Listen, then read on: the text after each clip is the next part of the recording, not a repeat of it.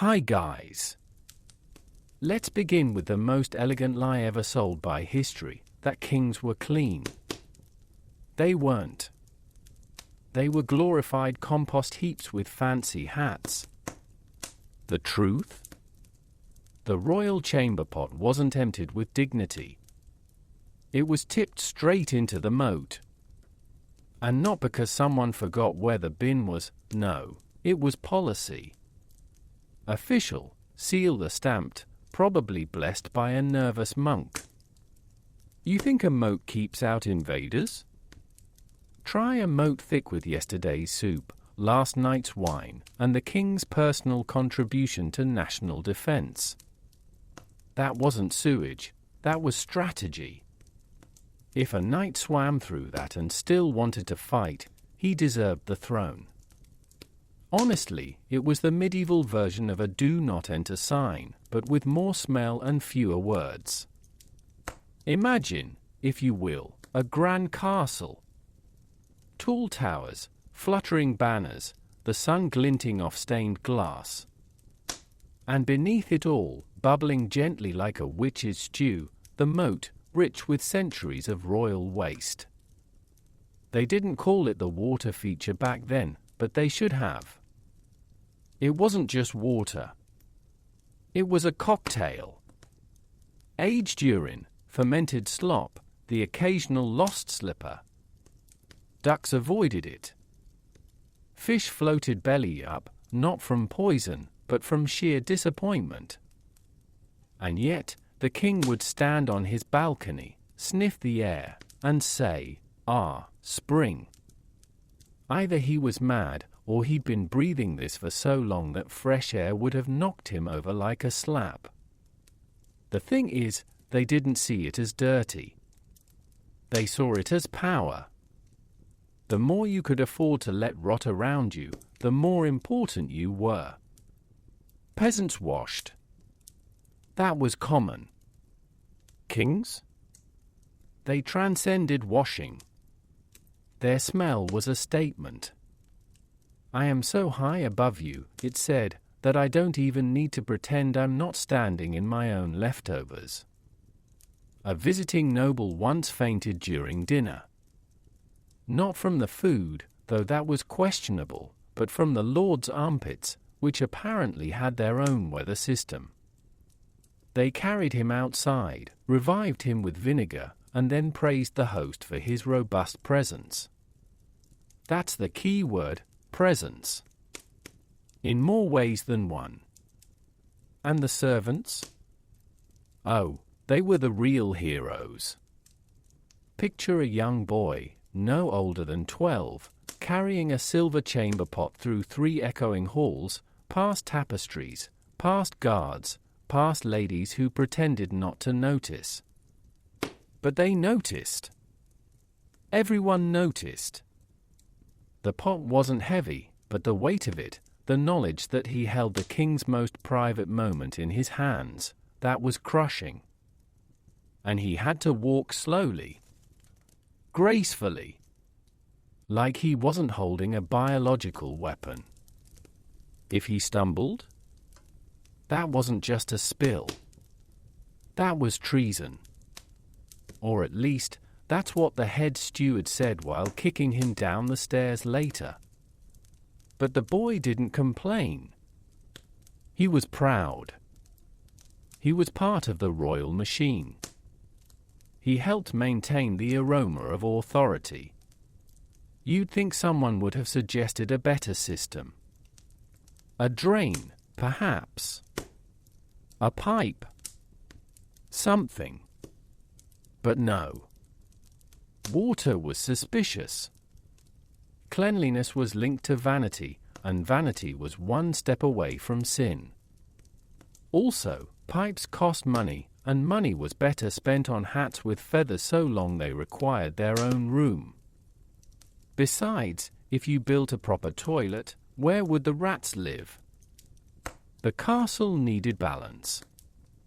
Rats in the walls, waste in the moat, prayers in the chapel, it was a full ecosystem. God made the world, but man made the smell, and frankly, man was winning. The best part? They thought it kept them safe. Not just the moat, but the smell itself. Bad air, or miasma, as they dramatically called it, caused disease, they believed. So, if the air was already terrible, adding more couldn't hurt. It was like saying, well, the house is on fire, might as well light a cigarette. They'd wave herbs around, burn rosemary, hang stinking bundles of wormwood from the rafters, all to purify air that hadn't been pure since the Romans left. It didn't work, of course. But it smelled different, and different felt like progress. Progress that smelled like a goat's nightmare. And let's talk about the queens. Poor women.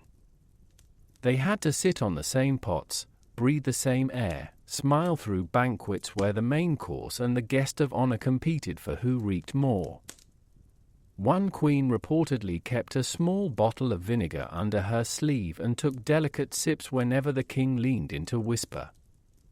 Not because she was thirsty, because she needed to reset her nose. Another wore a crown with tiny holes so that perfumed silk could hang down over her nostrils. Fashion with function. Or desperation with jewels. You might think, well, surely they bath sometimes? And yes, technically. But bathing in the 1200s meant sitting in a wooden tub while 3 servants argued about whether water touching the soul was a sin.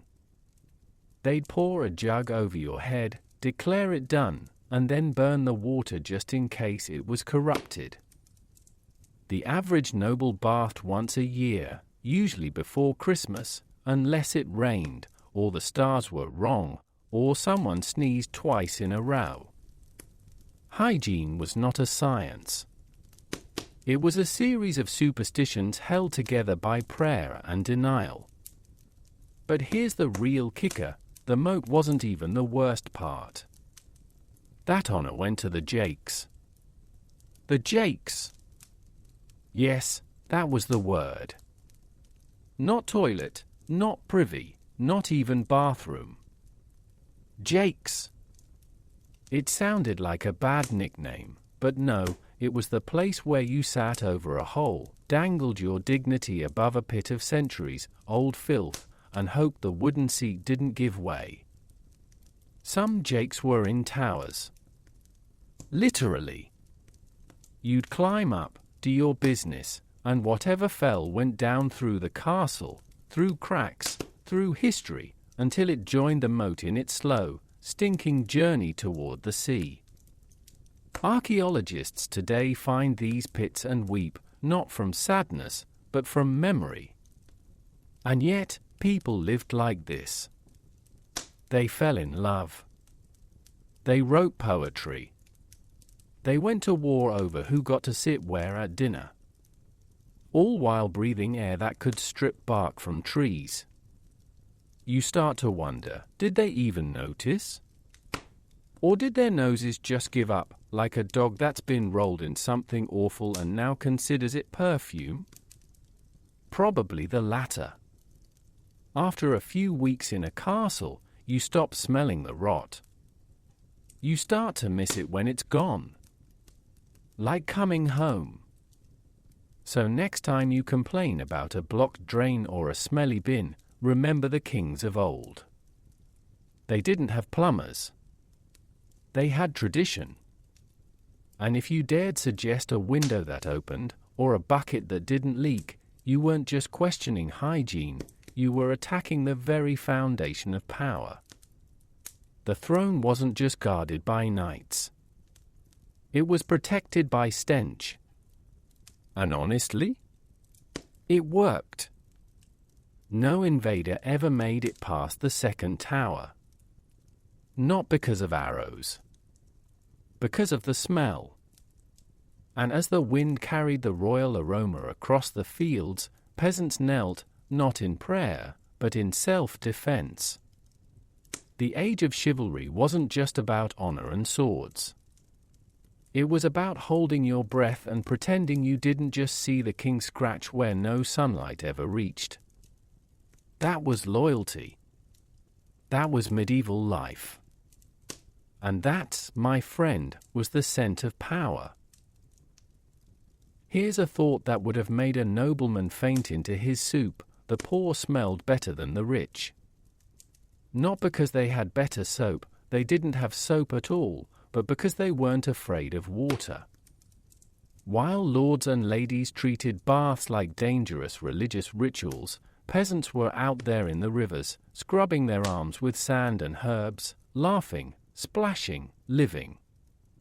They didn't write poems about it. They didn't need to. Their secret weapon wasn't perfume. It was common sense. And occasionally, a handful of mint. Imagine a summer morning in a village. The sun is warm, the birds are singing, and down by the stream, a dozen people are knee-deep in water, scrubbing clothes, hair, and themselves. They're not doing it for vanity. They're doing it because yesterday's pig dusty job left its mark, and nobody wants to sleep next to someone who smells like a forgotten cheese. So in they go. Cold water, rough stone, maybe a bit of ash from the fire to help with the grease. It's not luxurious, but it works. And when they walk back to the huts, damp and shivering, they leave behind a trail of something almost pleasant: wet earth, crushed thyme, human skin that hasn't given up. Now, contrast that with the lord of the manor, sitting in his hall, wrapped in velvet, sweating through 3 layers of wool, refusing to bathe because he's heard, from a monk who once read half a sentence from a Greek book, that water opens the pores to disease. Not just any disease. All disease. Especially the kind that comes from being clean. Yes, really. They believed that. Not metaphorically. Literally. If you washed too much, the air would sneak in through your skin and fill your body with bad humors, which would then turn into fever, or madness, or worse, commoners. And nothing scared the nobility more than accidentally smelling like someone who worked for a living. So instead of water, they used workarounds. A splash of vinegar behind the ears. A dab of rosewater on the temples. A little bag of dried lavender tucked into the armpit. They called it a pomander, which sounded fancy, but was basically a medieval deodorant made by someone who'd never actually smelt a real armpit. Some pomanders were even made of silver, shaped like apples or skulls, because nothing says I'm fresh like wearing a tiny metal corpse under your arm. The idea was that the herbs would ward off bad air. In reality, they mostly just added a floral note to the existing symphony of sweat, old wine, and despair. And yet, the poor, those dirty, ragged, washed poor, were the ones who actually smelled all right. Not like roses. Not like anything you'd want to bottle. But not like a crime scene, either. They used what they had. Sunlight. Wind. Smoke from the fire. A roll in the grass after rain. They didn't have perfumers, but they had instinct. They knew that if you slept near a cow, you'd smell like a cow. So they didn't. They knew that if you boiled your clothes in herbs, they wouldn't just be cleaner, they'd smell like dinner, which was better than smelling like last week's dinner still stuck to you. The irony? The rich looked down on them for being unclean. They used words like filthy and reeking to describe peasants, not because they were dirty, but because they weren't like them. To a noble, clean skin was suspicious. It suggested independence. It suggested you didn't need servants to carry your waste. It suggested you might be too healthy, which was basically a personality flaw in a time when illness was a sign of divine attention. If you never got sick, people started to wonder, are you even trying to be holy? There's a story, probably made up, but feels true, about a visiting count who rode into a village and immediately covered his nose with a silk cloth soaked in musk. "Good heavens," he said, "what is that smell?" And the villagers looked at each other, confused. Because to them, it was just air. Fresh. With a hint of baking bread, wood smoke, and the distant promise of onions. But to the Count, it was chaos. It wasn't controlled stench. It wasn't layered, like in a castle, where you had the base note of mildew, the middle of fermented rushes, and the top of human breath that hadn't been cleaned since the Crusades. No, this was natural. And nature, to a nobleman, was just God's first draft. Still, the poor didn't brag about their hygiene. They didn't need to. They lived in a world where function beat fashion. If your feet stank, you washed them. If your shirt reeked, you boiled it. If your neighbor smelled bad, you told them, politely, and offered a sprig of sage. No drama. No theology. Just life.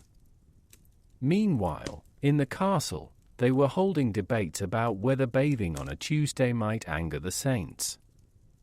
One bishop claimed that regular washing led to lustful thoughts. Another said it weakened the soul.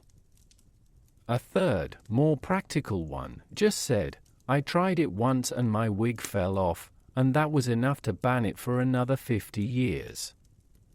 And let's talk about hair. Noble hair was a fortress. Layers of grease, powder, pins, and prayers held it in place for weeks. Washing it? Out of the question. It would take days to rebuild. So instead, they covered it. Wimples, veils, hats with feathers that could blind a horse. The goal wasn't beauty, it was containment. Keep the smell in, the bugs out, and the illusion alive. Peasants, on the other hand, cut their hair short, combed it with bones, and let the wind do the styling. And when they got lice, they dealt with it. Not with incantations, but with nit-picking and hot water. Simple. Effective. Humiliating? Maybe. But less humiliating than pretending your wig was resting when it was actually being scraped clean in a back room. The real tragedy is that this fear of water lasted for centuries. Not because there was evidence.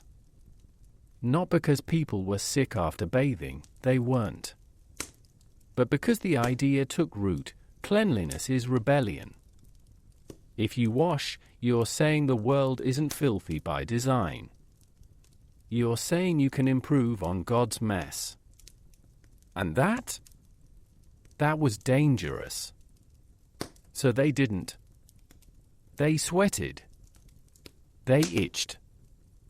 They waved herbs and muttered prayers and called it hygiene.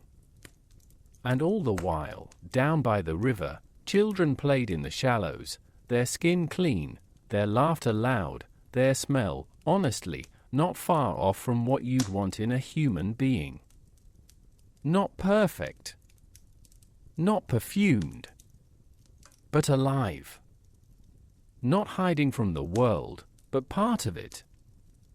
They didn't fear the water. They thanked it. And when they walked back to their homes, damp and happy, the air around them was lighter. Not because of magic. Not because of status. Just because they'd had the courage to get wet. So the next time you step into a shower and think, modern luxury, remember this, the idea of washing yourself wasn't invented in the 1800s. It was remembered. Dragged back from the peasants, the riverbanks, the forgotten corners of common sense. The nobles had the money, the power, the crowns. But the poor? They had the noses. And in the end, they were the ones who knew, sometimes, the cleanest thing you can be is honest. Even if you're standing in a cold stream, shivering, with a bar of ash and a dream. And as the sun set over the fields, and the smoke rose from 100 small fires, the smell wasn't grand. It wasn't royal. But it was real. And in a world built on lies, that was the rarest perfume of all. Here's a fact that would make a saint blush: the holier the place, the worse it smelled. Cathedrals, chapels, abbeys, these were not houses of God so much as houses of mildew. The air inside wasn't just thick with prayer. It was thick with sweat, damp stone, and the quiet despair of people who'd been kneeling on cold floors since dawn. And the smell? Imagine a cellar that's been left shut for 100 years, add a few dozen wool cloaks that have never seen water, throw in a choir boy who hasn't changed his socks since Easter, and then light a bonfire of rosemary. That was divine service. That was worship. You'd think a place meant for purity would be clean. But no. The church didn't fear dirt. It feared doubt. And so, while it could ban dancing, forbid bathing, and excommunicate a man for missing Mass, it couldn't quite figure out how to stop the smell. It wasn't from sin, though they blamed that too. It was from people. Hundreds of them, packed together, breathing, sweating, praying, occasionally fainting. The pews weren't just wooden, they were seasoned. Decades of bodies pressing into the same spots, leaving behind layers of grease, hair, and something the sexton called spiritual residue. Probably best not to ask. And the stone, oh, the stone. It looked majestic. Cold, grey, carved with angels and demons and scenes of eternal punishment. But touch it, and your fingers came away damp. Not from tears of repentance. From weeping walls. The church was always wet. Rain seeped in. Breath condensed on the arches. Candles dripped wax that never hardened because the air was too thick. It wasn't a building. It was a living thing, breathing in the prayers and breathing out a fog that smelled like forgotten laundry and regret. But here's the real trick: they knew it stank. And instead of opening a window, which would have helped, they decided the problem wasn't the air.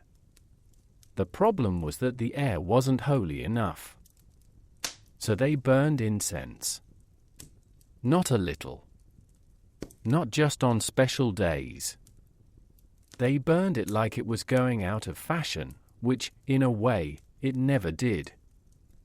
Thick, greasy smoke curled up to the rafters, clinging to the frescoes, staining the saints' faces a gentle yellow. The idea was that the sweet smell would drive out the bad air. In reality, it just mixed with it. Like trying to hide onions by spraying perfume on them. Now you don't just smell onions. You smell fancy onions. Incense wasn't spiritual. It was survival. The priest swung his censer like a man fending off bees, sending clouds of myrrh into the pews like a fog machine at a very serious concert.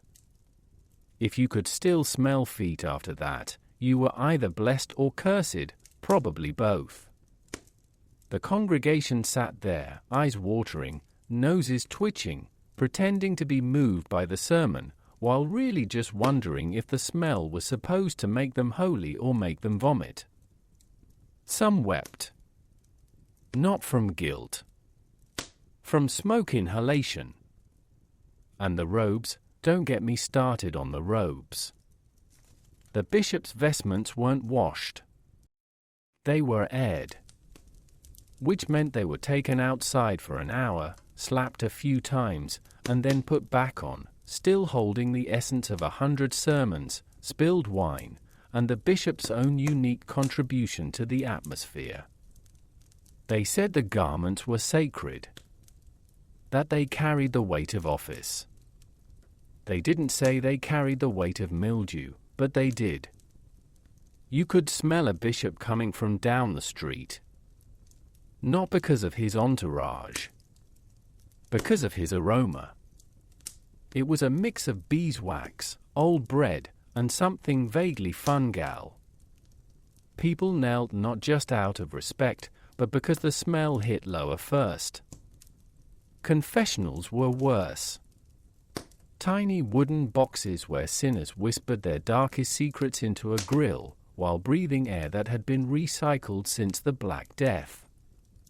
The priest sat on one side, sweating in his cassock, listening to tales of lust, greed, and sheep theft, all while trying not to pass out from the combination of guilt and body odor.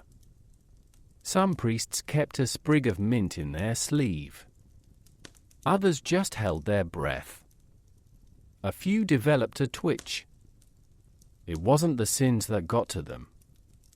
It was the aftermath, the lingering scent of a man who'd walked 10 miles through a pig field to get there, then lied about it. And yet, they called this purity. They said the church was a place of light, of truth, of divine presence. And maybe it was. But it was also a place where a single open window was seen as a threat to faith. Let in fresh air? A monk once said, scandalized. And let in demons? Next you'll want to scrub the altar. Because, of course, cleaning was suspicious. If something was too clean, it might not be holy. Holiness, in those days, came with a certain grit. A certain dampness.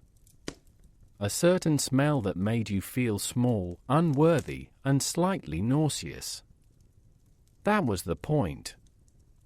If you walked out feeling better, you hadn't suffered enough. The irony? The people who came to church to escape the filth of the world were walking into the filthiest room in town. The market stank, yes. The stables reeked, absolutely. But at least there, the smell made sense. Here, it was sacred.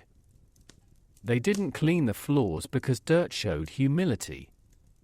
They didn't wash the altar cloths because stains proved devotion. One abbey even kept a puddle in the corner of the chapel to remind the brothers of their mortality. It wasn't just damp. It was alive. Frogs were rumored. No one confirmed it. But the singing got quieter near that corner. And the candles, hundreds of them, dripping wax, burning animal fat, filling the air with a greasy film that coated everything, including the lungs. The light was soft, golden, holy. The air was thick, yellow, and tasted like a roast that had gone slightly wrong. People said they felt closer to God in that glow. Maybe they did. Or maybe they were just light-headed from the fumes. Either way, it worked. Faith doesn't need fresh air. It needs atmosphere. And the church had plenty. Children were brought in as babies to be baptized, not because the water was clean, it wasn't, but because the ritual mattered more than the result. The font sat in the corner, covered in a cloth that hadn't been changed since the Reformation, was a twinkle in someone's eye. The water inside was stale, cloudy, and possibly home to a small civilization. But no one complained. To question the font was to question grace. To suggest a scrub was to suggest God couldn't handle a bit of slime. So they dipped the babies, said the words, and hoped the smell of incense would cover the smell of mildew clinging to the infant's blanket. And outside, the world carried on. The sun shone. The rivers ran. The peasants washed in the streams, laughed, lived. But inside, the doors stayed shut. The windows stayed closed. The smoke kept rising. Because to let in fresh air was to let in doubt. And in a time when faith was everything, the last thing you wanted was to breathe too deeply and realize what you were really kneeling in. So the church stood, grand and grey, its bells calling the faithful, its spires pointing to heaven, its insides quietly rotting. Not from neglect. From devotion. They kept the stink because they thought it kept the soul. They burned incense, not to smell nice, but to pretend they weren't drowning in the smell of themselves. And every Sunday, the people came, knelt, prayed, and left carrying the scent with them, a little whiff of holiness, a little whiff of damp, and the quiet understanding that sometimes, the closest you get to God is when you can no longer smell your own life. And as the last hymn faded and the doors creaked shut, the building settled. The candles flickered. The smoke curled. And somewhere, deep in the walls, a drop of water fell. Not from rain. From the ceiling. From the roof. From the sky. From the world outside, where the air was free and clean and completely, utterly ignored. Here's the romantic truth no troubadour ever sang. The man writing a poem about a lady's eyes like stars was probably sitting in a room that smelled like fermented cabbage and yesterday's regret. And the lady? She was breathing through her mouth, hoping her suitor wouldn't get too close. Because love in the 1200s wasn't about passion. It was about positioning. Standing downwind. Smiling politely. Pretending you couldn't smell the knight's helmet hair after 3 days of wearing it to bed. Courtly love wasn't romance. It was olfactory diplomacy. You've heard of love letters? They were written by men who hadn't washed their hands since they last held a sword. The ink smudged not because of tears, but because their fingers were greasy. And the paper, oh, the paper.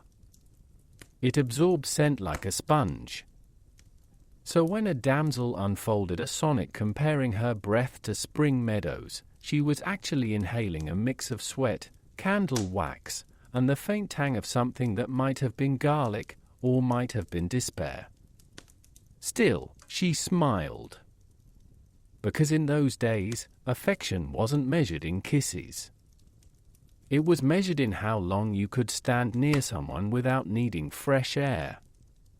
The idea of romance was beautiful, on paper. Knights swore oaths on holy relics to serve their ladies from afar. They jousted. They sang. They wept into their gloves. But the reality? The closer they got, the worse it became. Imagine the scene, a grand hall, candles flickering, a lute playing softly in the corner. The knight approaches, heart pounding, eyes full of devotion. He kneels. He takes her hand. And then the wind shifts. It hits her like a sack of old turnips. Not him. Not entirely. But around him. The wool of his tunic, unwashed for weeks. The leather of his boots, still holding the memory of a stable. The faint, sour note rising from under his armpit, a place so rarely visited, some believed it had its own climate. She doesn't flinch. She's been trained for this. Instead, she fans herself gently with a scrap of silk and says, "How brave you look today, sir." Which, in the secret language of the time, meant, "Please move 3 steps to the left and never come back." They didn't talk about smell. That would have been vulgar. Instead, they used code. Your presence is powerful. You carry the strength of the wildwoods. Your aura is unmistakable. All of which meant you are emitting something that has startled the dogs. But no one admitted it. To complain about scent was to admit you noticed the body. And the body, in polite society, didn't exist. Except when it did. And then you just had to deal with it. Perfume? Oh, they tried. But perfume in the 1200s wasn't a delicate mist from a glass bottle. It was a paste. A mush. Sometimes made from crushed flowers, yes, but also from animal fat, honey, and things best left unnamed. One popular recipe called for rose petals, civet, which came from a cat's glands, no, really, and a splash of vinegar to bind the spirits. It didn't smell fresh. It smelled busy. Like a garden that had been attacked by a small animal and then set on fire. But it was expensive. And that was the point. If it cost a fortune and made your eyes water, it must be good. Ladies carried little bags of dried herbs, lavender, thyme, mint, and held them near their faces during gatherings. Not because they were fragrant. Because they were weapons. Aromatherapy, medieval style. One whiff of that, and you could survive a full minute near the bishop. These were called nosegays, which sounded sweet, but were really just biological countermeasures. A nosegay wasn't a gift. It was a shield. And if you received one, it wasn't because someone loved you. It was because they'd noticed you'd been near the stables. And then there were the gloves. Long, elegant, made of soft leather. Knights wore them to hold lances. Ladies wore them to hide their hands. But they also served another purpose. They were soaked in herbs. Rosemary. Sage. Sometimes even crushed cloves. So when a suitor took a lady's hand, he wasn't just touching her. He was breathing in a cloud of botanical distraction. It didn't make her smell better. It just made everything smell like a spice market after a storm. Which, honestly, was an improvement. Kissing? Don't be naive. Kissing was rare.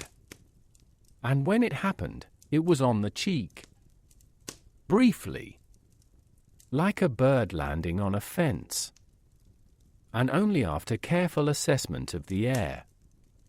A proper courtship could last years, not because of obstacles or family feuds, but because neither party could get close enough without wanting to escape. Love letters were safer. At least you could read them outside. Marriage wasn't much better. The wedding night was a gamble. You might have spent months writing poems to your bride, praising her golden hair and dove-like grace. But the first time you shared a bed? That was when reality arrived. In the dark, with the door shut, there was no escaping it. The warmth. The breath. The quiet, persistent smell of someone who had been wearing the same undertunic for a week. Some marriages lasted. Some ended before dawn. Not because of incompatibility. Because of olfactory betrayal. And yet, they believed in love. Truly. They just believed in it from a distance. like admiring a painting through a window. You could feel moved. You could be inspired. But you didn't have to touch it. That was the secret of medieval romance. It worked best when no one got too close. Emotion thrived in the open air. Affection bloomed in the breeze. And if you had to whisper sweet nothings, you did it from across the room, preferably with a light wind at your back. One poet wrote that his lady's breath was like the first wind of April over blooming hills. A beautiful line. Poignant. Romantic. And completely, utterly false. Her breath was probably sharp with onions and weak wine. Her teeth were not white. They were present. And her mouth hadn't been near water in days. But he didn't know that. He saw her from afar. He heard her voice. He imagined the rest. And that was enough. Imagination was the best deodorant of all. They didn't need closeness. They needed idea. The idea of beauty. The idea of purity. The idea of a woman who smelled of roses, even if the only rose nearby was dead and stuck to a wall. The truth didn't matter. The dream did. And as long as the lute played and the candles burned, and no one stood too close for too long, the illusion held. So the next time you complain about bad breath on a date, remember the knights and ladies of old. They didn't have mints. They didn't have toothbrushes. They didn't even have the concept of freshening up. They had poetry. And distance. And a lot of silent suffering. They loved not because it was easy, but because it was impossible, and they tried anyway, one polite bow at a time, one herb-filled glove, one carefully worded compliment about aura and presence and the wild, untamed woods. And as the moon rose over the castle, and the crickets sang, and the wind carried away the worst of it, two people sat apart, smiling, pretending they couldn't smell anything at all. Which, in its own quiet way, was the most romantic thing of all. Let's talk about the beating heart of medieval life, the marketplace. Not the quiet village square with a few cabbages and a nervous chicken. No, we're talking about the big one. The crowded, roaring, stinking beast of a place where cities came to buy, sell, argue, and breathe air so thick it felt like chewing. And the smell? Imagine a compost heap that's been invited to a party, stayed too long, and started flirting with the cheese. That was the market. That was civilization. Here's the wildest truth. In Paris, the main market once closed for a full week, not because of plague, not because of war, not because the king had a headache, but because the smell knocked out 3 merchants. One fainted while weighing sausages. Another collapsed after a customer leaned in to haggle. The third just sat down on a sack of barley and said, "I can't do this anymore," before being carried away by 2 boys who immediately asked for a raise. It wasn't recorded in the royal chronicles, but it was remembered. In whispers. In dreams. In the way people still avoid that corner of the city. The market wasn't just a place to shop. It was an assault. On the eyes, yes. On the ears, absolutely. But mostly on the nose.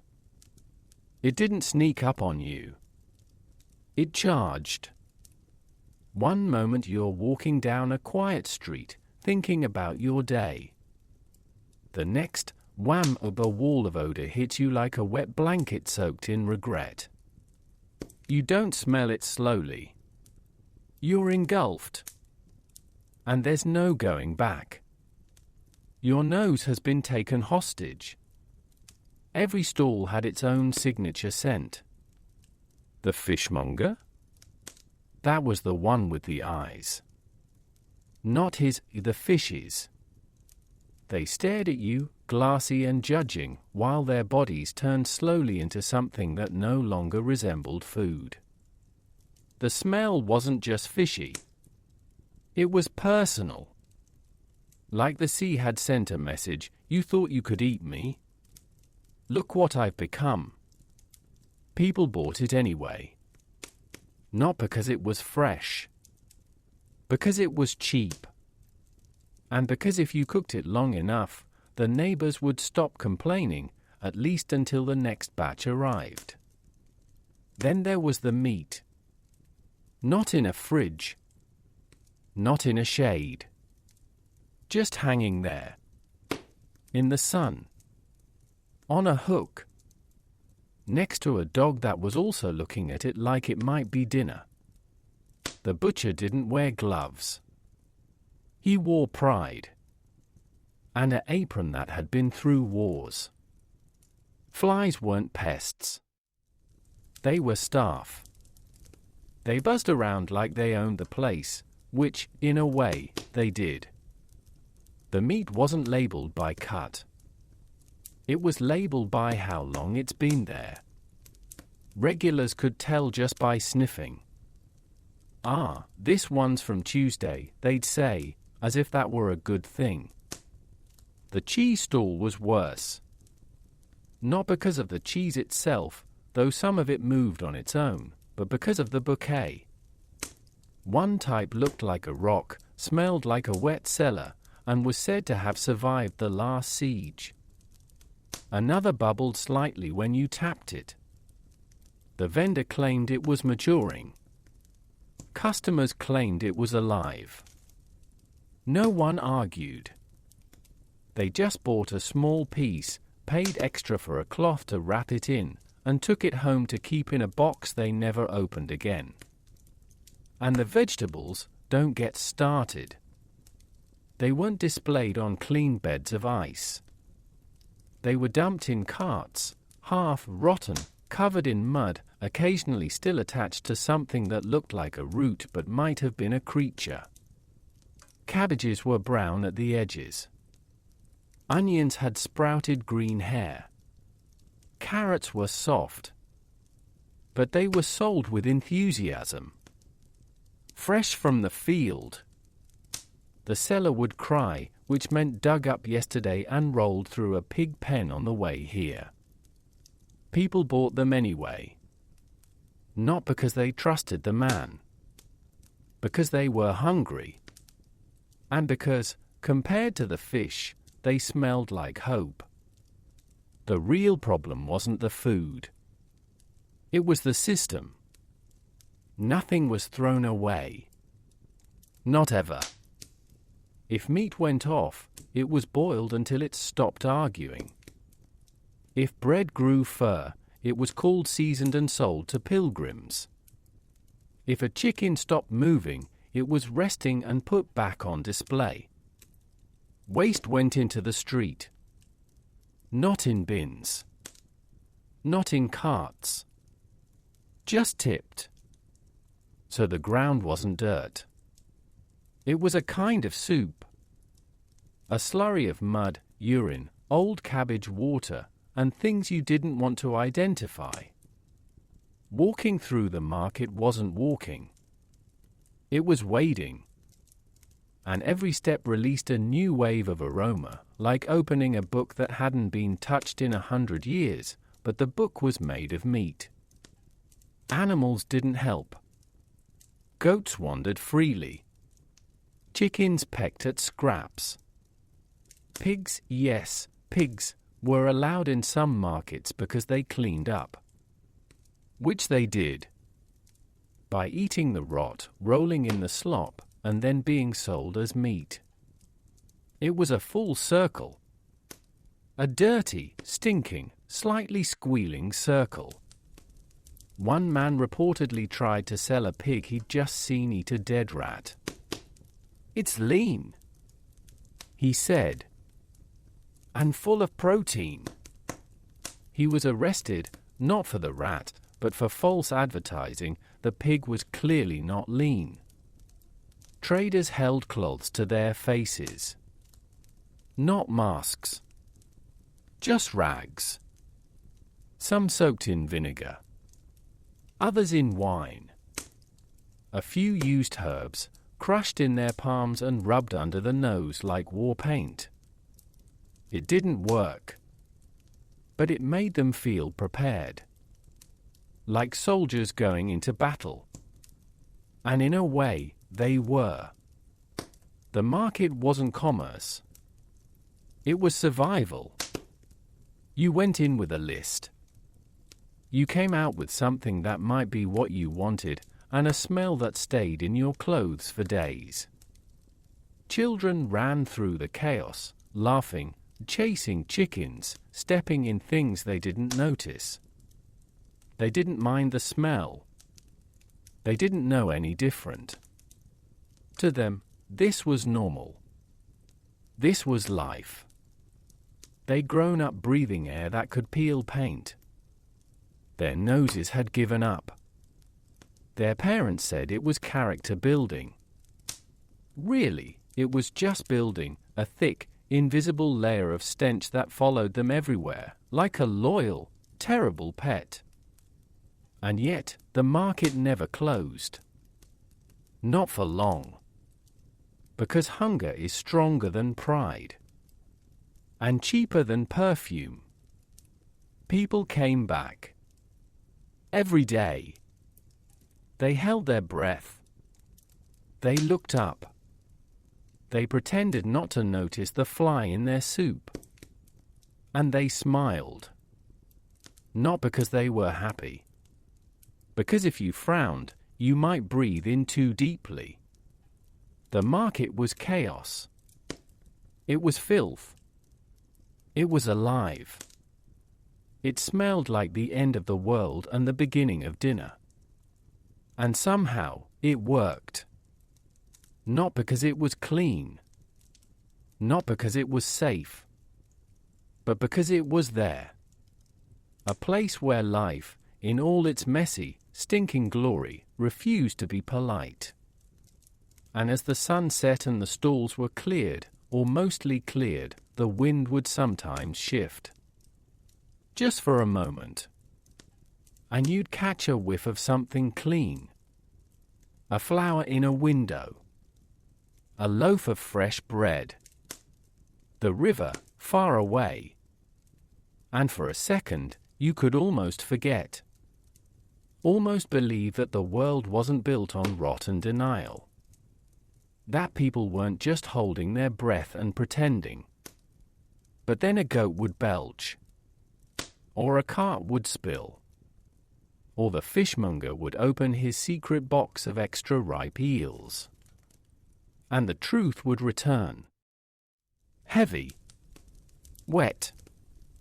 Inescapable. The market wasn't just a place to buy food. It was a reminder. That civilization is thin. That order is temporary. And that no matter how many poems you write about roses, sometimes you just have to live in the stink and haggle your way through it. Here's a scandal the history books tried to wash away. Public bathhouses were shut down not because they were dirty, they weren't, but because people were having too much fun in them. And when people have fun without clothes, someone in power gets nervous. Especially in the 1200s, when joy was suspicious, skin was dangerous, and a good time could be mistaken for a sin. So they closed the baths. Not with fire. Not with plague. But with morality. And a very shaky excuse about vapors. Imagine a bathhouse in Paris or London, back when such things still existed. Warm rooms. Steam rising. Pools of clean water, heated by fires below. People soaking, chatting, laughing, scrubbing years of city life off their skin. Men, women, sometimes together, sometimes not, but always clean. Not spotless, perhaps, but clean enough to smell like herbs and sweat, not like a forgotten cellar.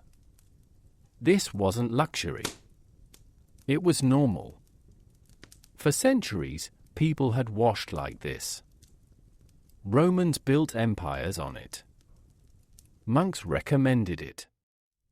Even kings went in, wrapped in towels like nervous penguins.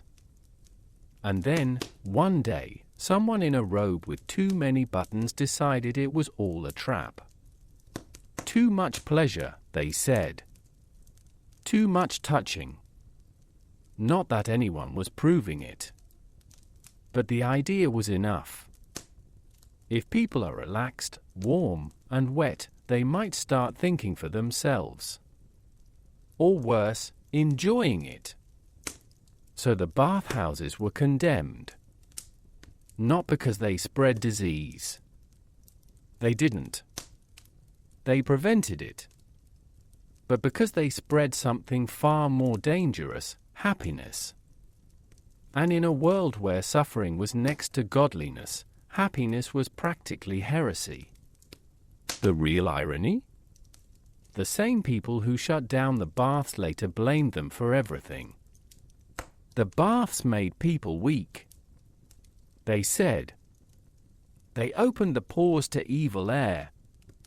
They caused the plague.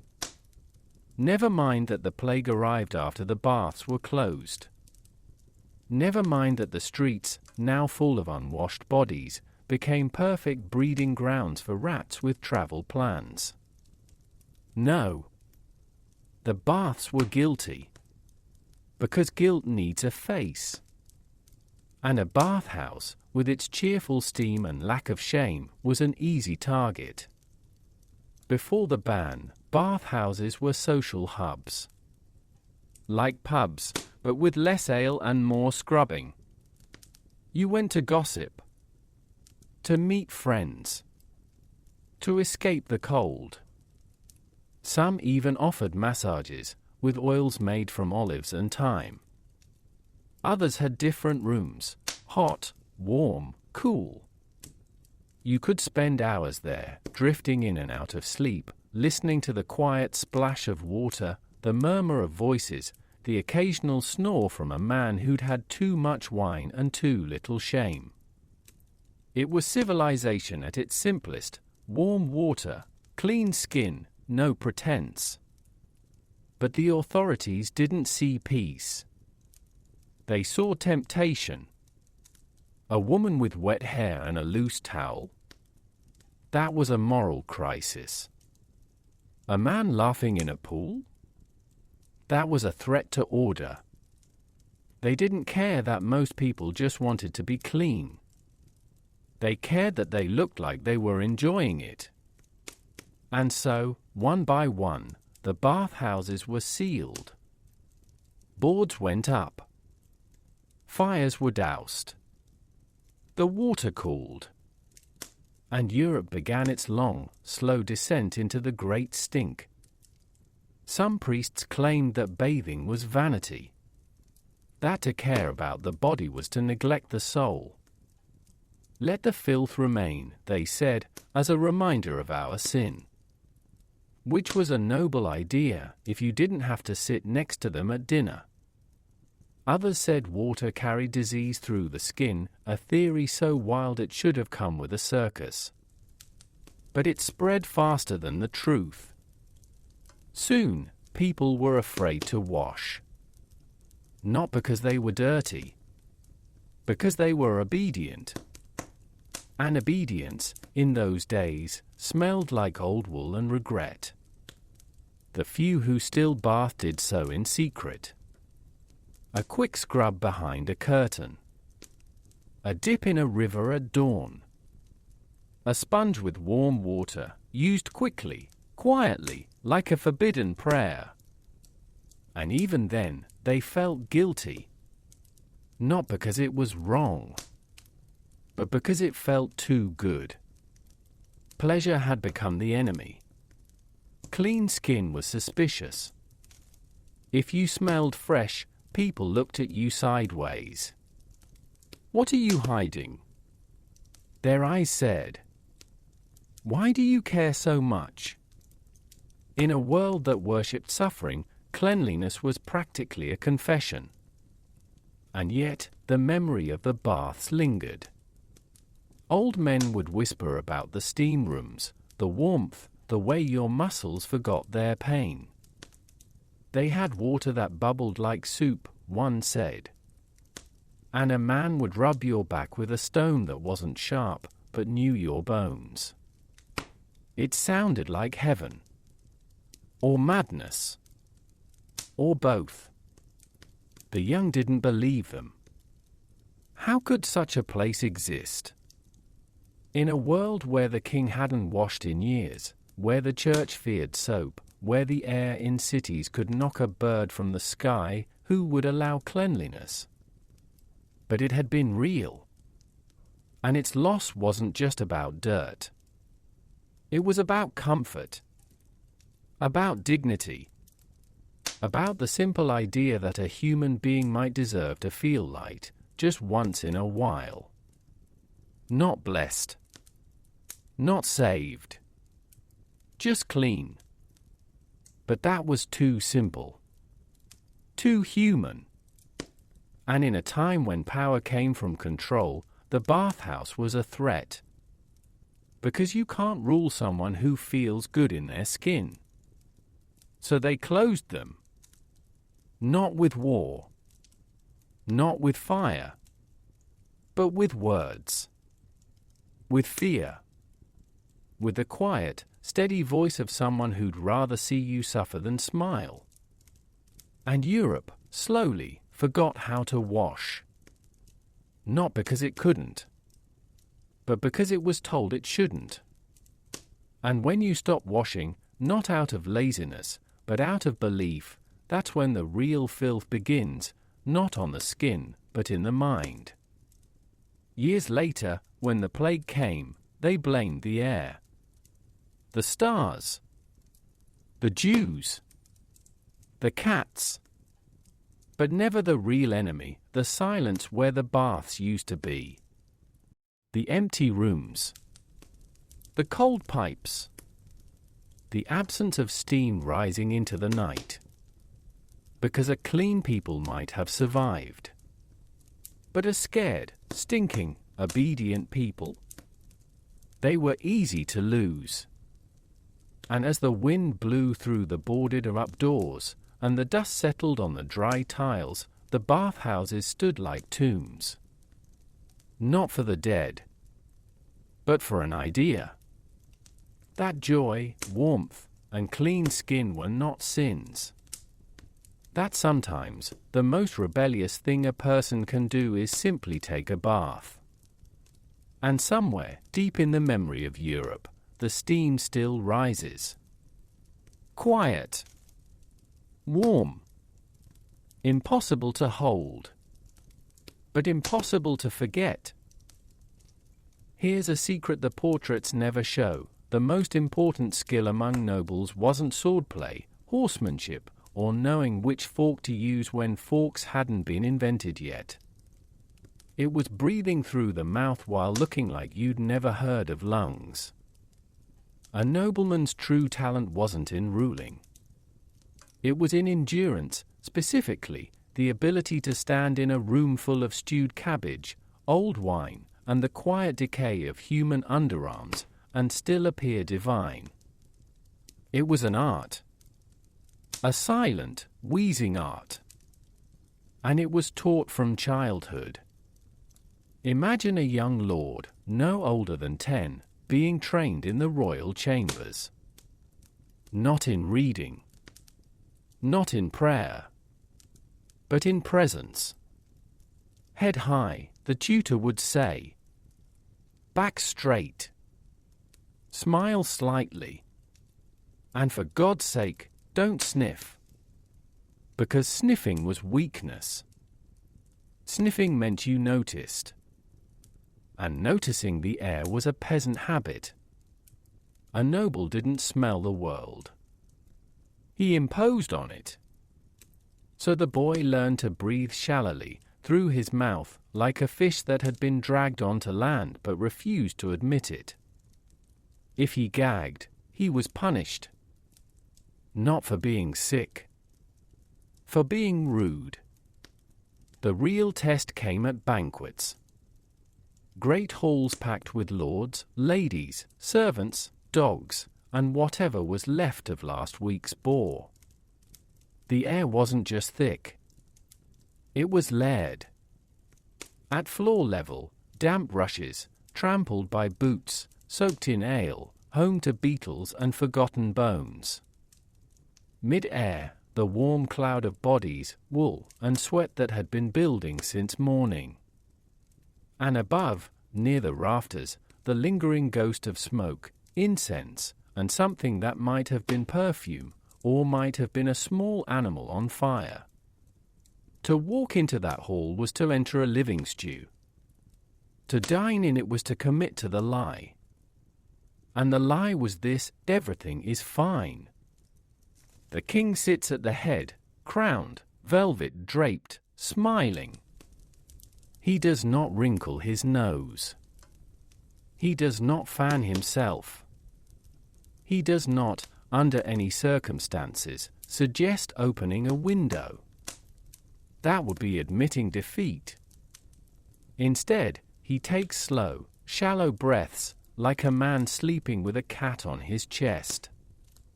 His eyes stay calm. His voice stays steady. He raises a goblet.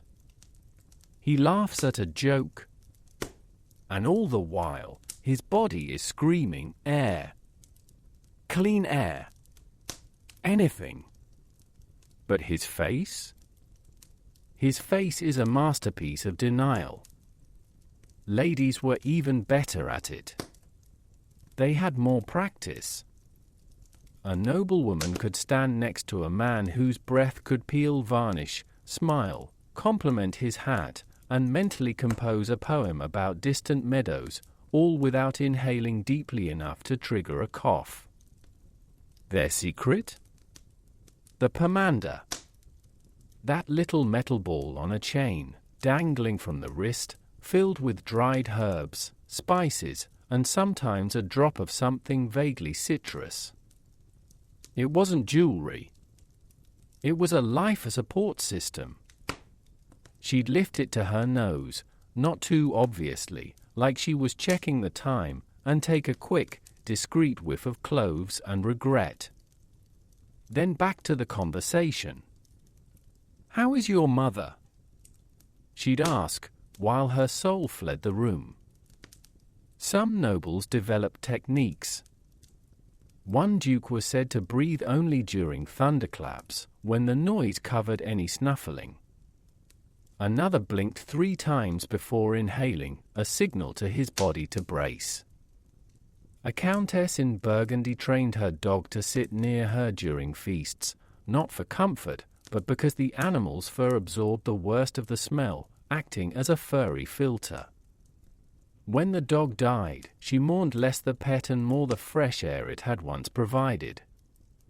And then there were the clothes. Layers upon layers.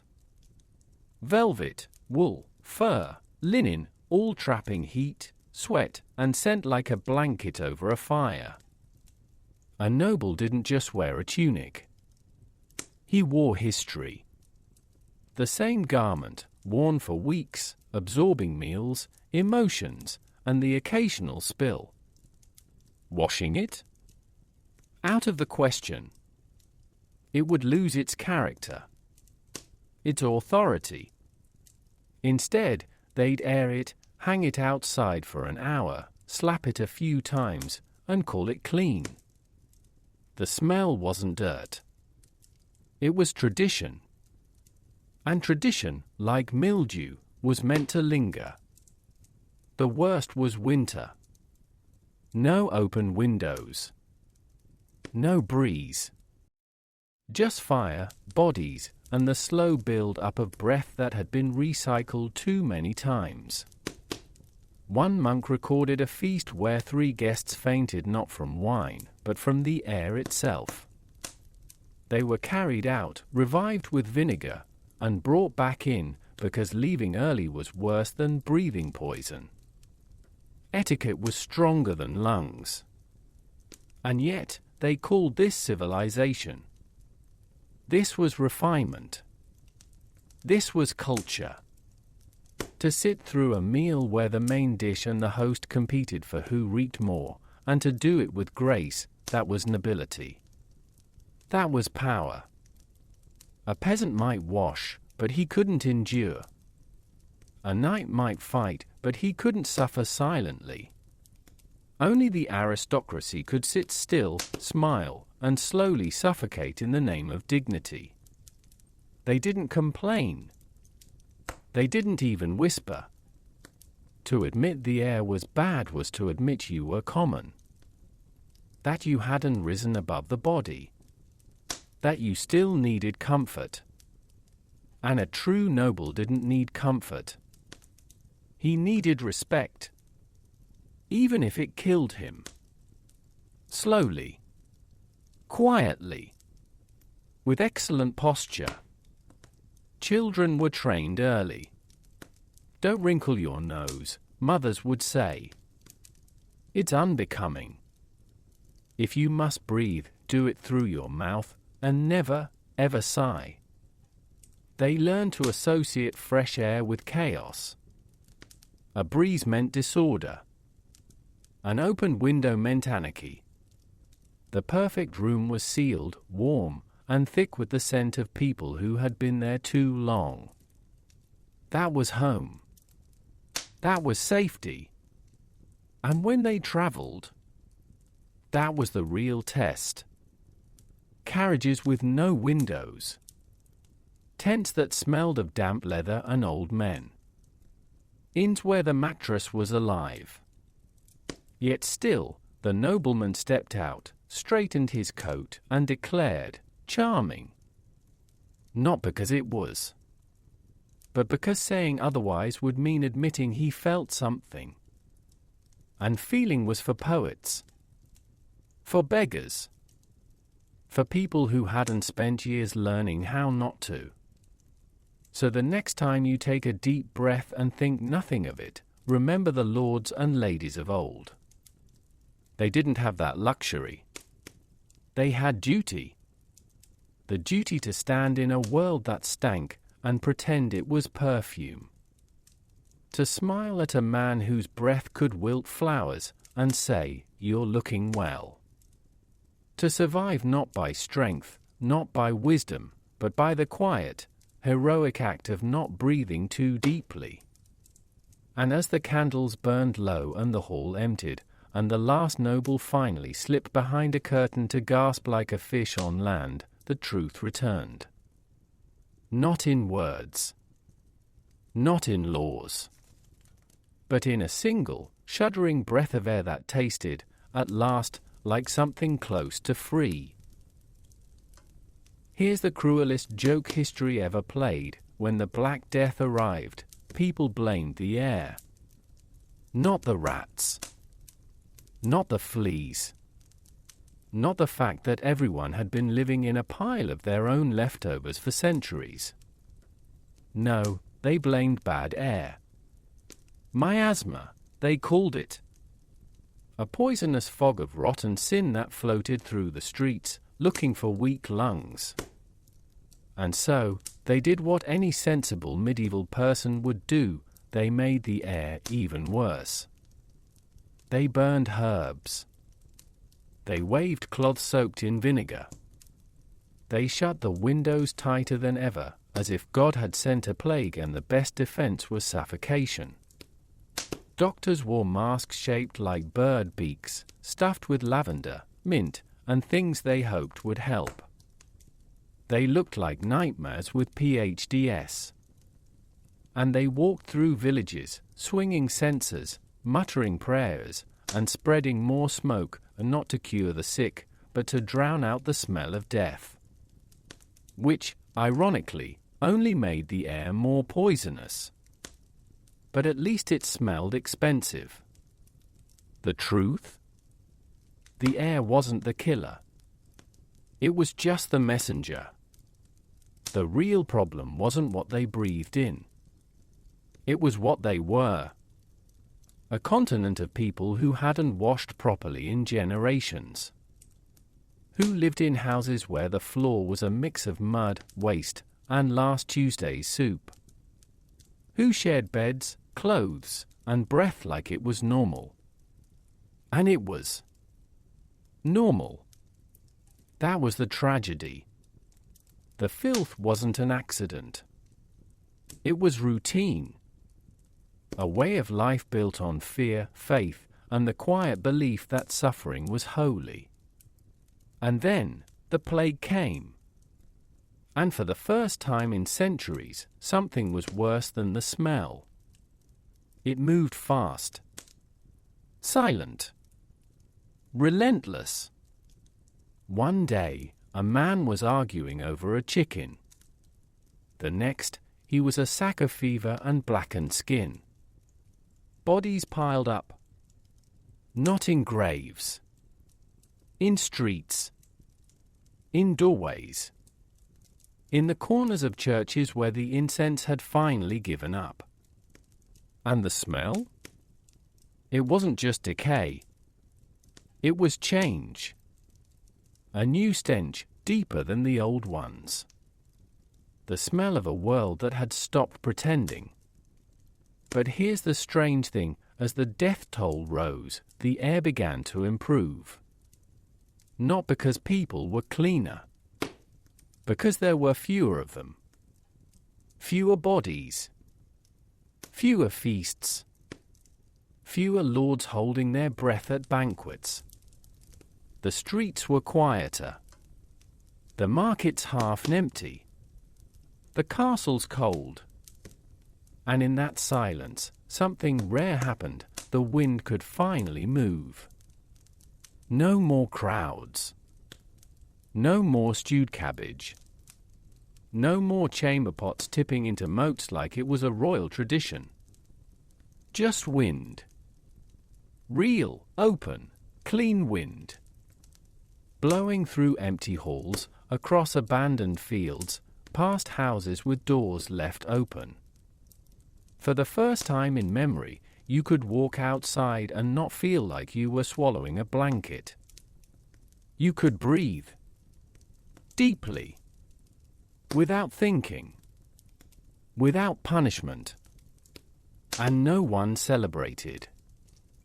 They were too afraid. Too broken. But somewhere, deep in the lungs of Europe, a reflex returned. The simple act of filling your chest with air that didn't taste like regret. Children who survived grew up knowing less fear, less ritual, less stench.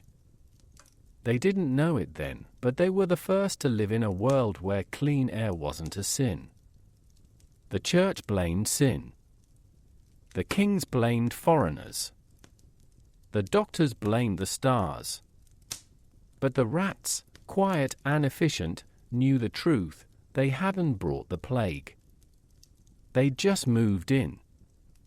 The house was already ready. Warm. Crowded. Full of food and filth. A perfect home. And when the humans started dying, the rats didn't cheer. They just kept eating. And living. And being, frankly, more sensible than anyone else. After the worst had passed, people came back. Slowly. Cautiously. They rebuilt. They replanted. They even, in some places, started washing again. Not because they suddenly loved water, but because the old rules had broken. The idea that dirt was holy? That had died with the rest. If God had wanted them to suffer, why save some and not others? Maybe, just maybe, he preferred clean sheets. Bathhouses didn't return overnight, but the fear of them faded. The idea that joy was dangerous, less convincing when half your family was gone. And so, quietly, the world began to change. Not with a revolution, not with a sermon, but with a breath. A deep one. The kind that fills your chest and doesn't burn.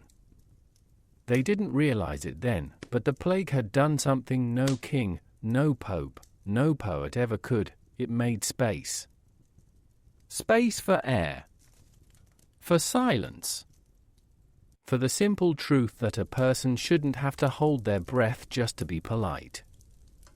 And as the years passed, the stories of the great stink began to fade. Not because they weren't true, but because they became unbelievable. Parents would tell their children about a time when no one washed, when windows stayed shut, when the smell of a castle was its best defense. And the children would laugh. That's not real, they'd say. No one could live like that. And the parents would smile. Not to argue, but because they knew some truths are too strange to survive memory. So the Middle Ages ended not with a bang, not with a discovery, but with a sneeze. A final, wet, desperate sneeze, and then, at last, a long, slow breath of air that didn't kill you. And somewhere, in a field far from any castle, a single flower grew. No one saw it. No one praised it. But it was there. Small. Quiet. Alive. And for the first time in a long time, the wind carried its scent, not far, not loud, but clear. Not of power. Not of prayer. Not of rot. Just of something green. Something new. And something, at last, almost sweet. During the time that came to be known as the late period of ancient Egypt, which began around the year 700 before the Common Era, the way in which pharaohs chose their spouses began to shift in small and gradual ways. These changes were not sudden or dramatic, but rather they unfolded slowly over many years, almost without notice. The marriages of the rulers were not usually based on personal feelings or emotional connections, but instead were shaped by the needs of the state and the desire to maintain stability in a time of uncertainty. It was common for a pharaoh to marry a woman from another region or kingdom, not because he wished to, but because it was believed that such a union might help to prevent conflict or strengthen an alliance. These marriages were arranged by advisors, priests, and officials who spent long hours discussing the possible benefits and risks of each potential match. The process was often slow and filled with formalities, with many meetings held in quiet rooms where little was said that had not been said before. The women who became queens through these marriages often came from places outside of Egypt, such as Assyria, Babylon, or regions in what is now Libya. Their arrival in Egypt was marked by ceremonies that lasted for days, though these events were not always joyful or filled with celebration. Instead, they followed a strict order of steps that had been used for generations. There would be a procession through the city, with the new queen riding in a covered litter carried by servants. The streets would be cleaned the night before, and offerings would be placed at temples along the route.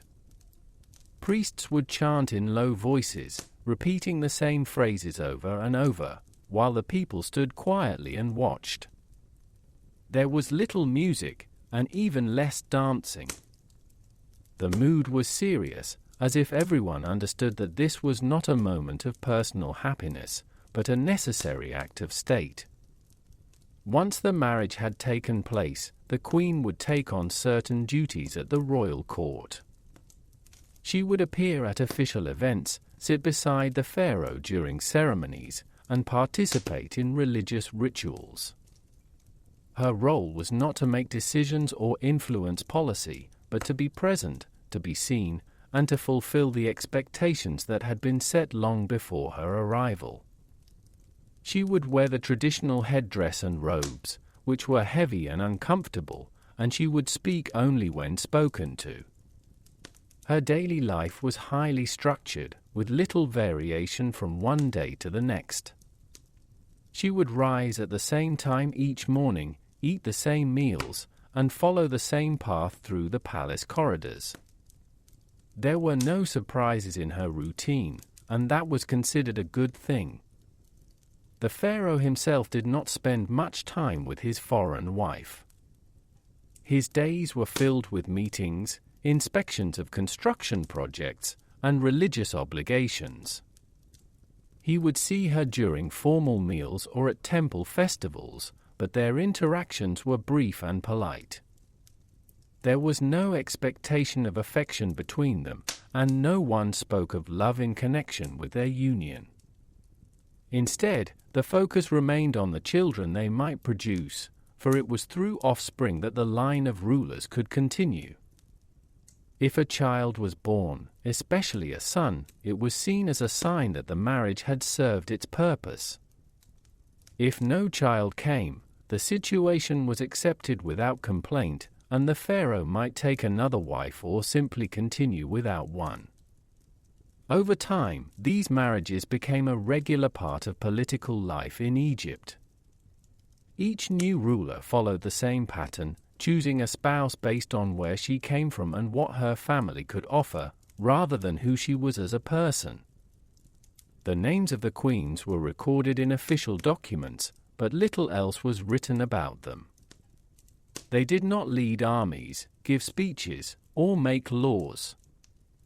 Their presence was a formality, a symbol of unity between two lands, but not a source of power or change. The records that mention them are brief and dry, listing only their names, their origins, and the dates of their marriages. There are no stories of their thoughts or feelings, no accounts of private conversations or moments of joy. They exist in the historical record as quiet figures, moving through the background of a much larger and slower process. As the years passed, the practice of marrying foreign women continued, but it did not bring lasting peace or security. Alliances formed through marriage often broke down after a few years, sometimes even before the queen had adjusted to life in Egypt. War still happened, borders still shifted, and the power of the pharaohs remained uncertain. The marriages did not stop invasions or prevent internal conflicts. They were simply one of many tools used by rulers who were trying to hold on to authority in a changing world. And yet, the tradition persisted, not because it worked, but because it had always been done that way.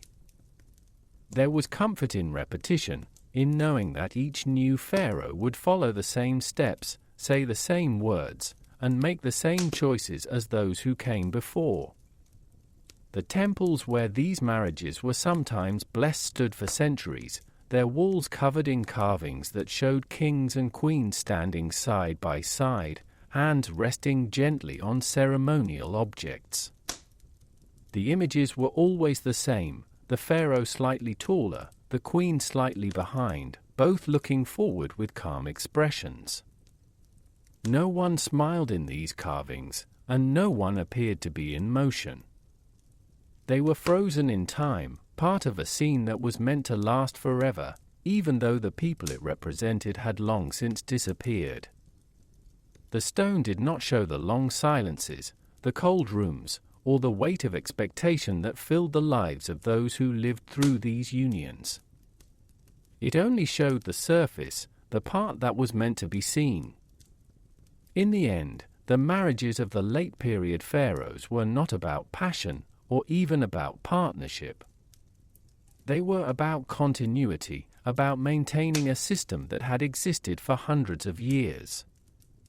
They were quiet, predictable, and uneventful, exactly what was needed in a time when too much change could lead to collapse.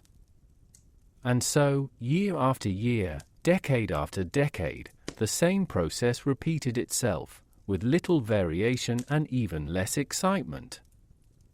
The sun rose and set, the Nile flooded and receded, and the pharaohs took their brides from distant lands, not because they wanted to, but because it was the way things had always been done. The practice of marrying within the royal family was not new during the years between 700 and 200 before the Common Era, but it became more common and more accepted as time passed. It was not a sudden change, nor was it something that people discussed in great detail. Instead, it was simply a part of how things were done, like the way offerings were made at temples or how officials recorded the harvest each year. When a pharaoh chose a wife from among his own relatives, it was not seen as unusual or strange. It was seen as normal, as expected, as the way to keep the royal bloodline pure and undisturbed by outside influence. The idea was that power and authority should remain within the family, not be shared with people from other regions or other lineages. This belief was quiet but strong, like a current beneath the surface of a slowly moving river. Most often, these internal marriages involved a brother and a sister, or sometimes a man and his half-sister. The children born from such unions were considered to be of the highest status, because both parents carried the royal title and the sacred connection to the gods. There was no concern about the health of the children or the long-term effects of such unions. These ideas did not exist in the way they do today.